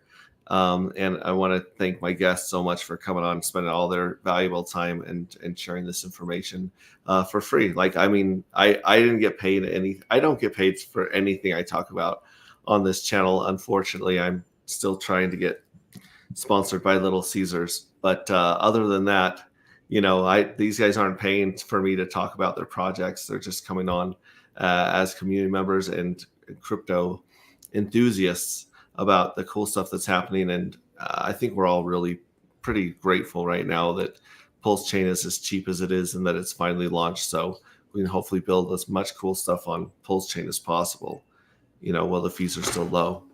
So anyways, do you guys have anything else you wanted to add before we wrap this up? No, but whenever you're doing that HOA and talk or chit-chatting about that, just tag me. I'll hop in. All right. That'll be fun. Awesome. Thank you very much for being here, guys. We will see you guys next next week on Tech Talk. Actually, next week is Christmas Eve. So yeah. I don't have a Tech Talk planned for Christmas Eve. I might do a stream and just do like an open door and just throw the link out in comments and let whoever wants to join come and chill. And we'll just hang out. And then the Sunday after that is New Year's Eve. So again, I don't have any guests planned that day, but depending on what's going on, I may or may not. I think I'm traveling that day, so I probably won't have one there. However, January 7th, I've got Hodprol, Corey Costa, and Gerardo from Mitra all joined. So that's going to be an insane panel. We always brings so much intellect and I information. can't wait to see the energy in that. Yeah. I can't wait to see the energy in it. So thank you very much, guys. And Hey, thanks for all you're doing. Thank you you. bet. You bet. All right. Thanks, guys. We'll see you guys later. Bye. See you. Bye. Bye.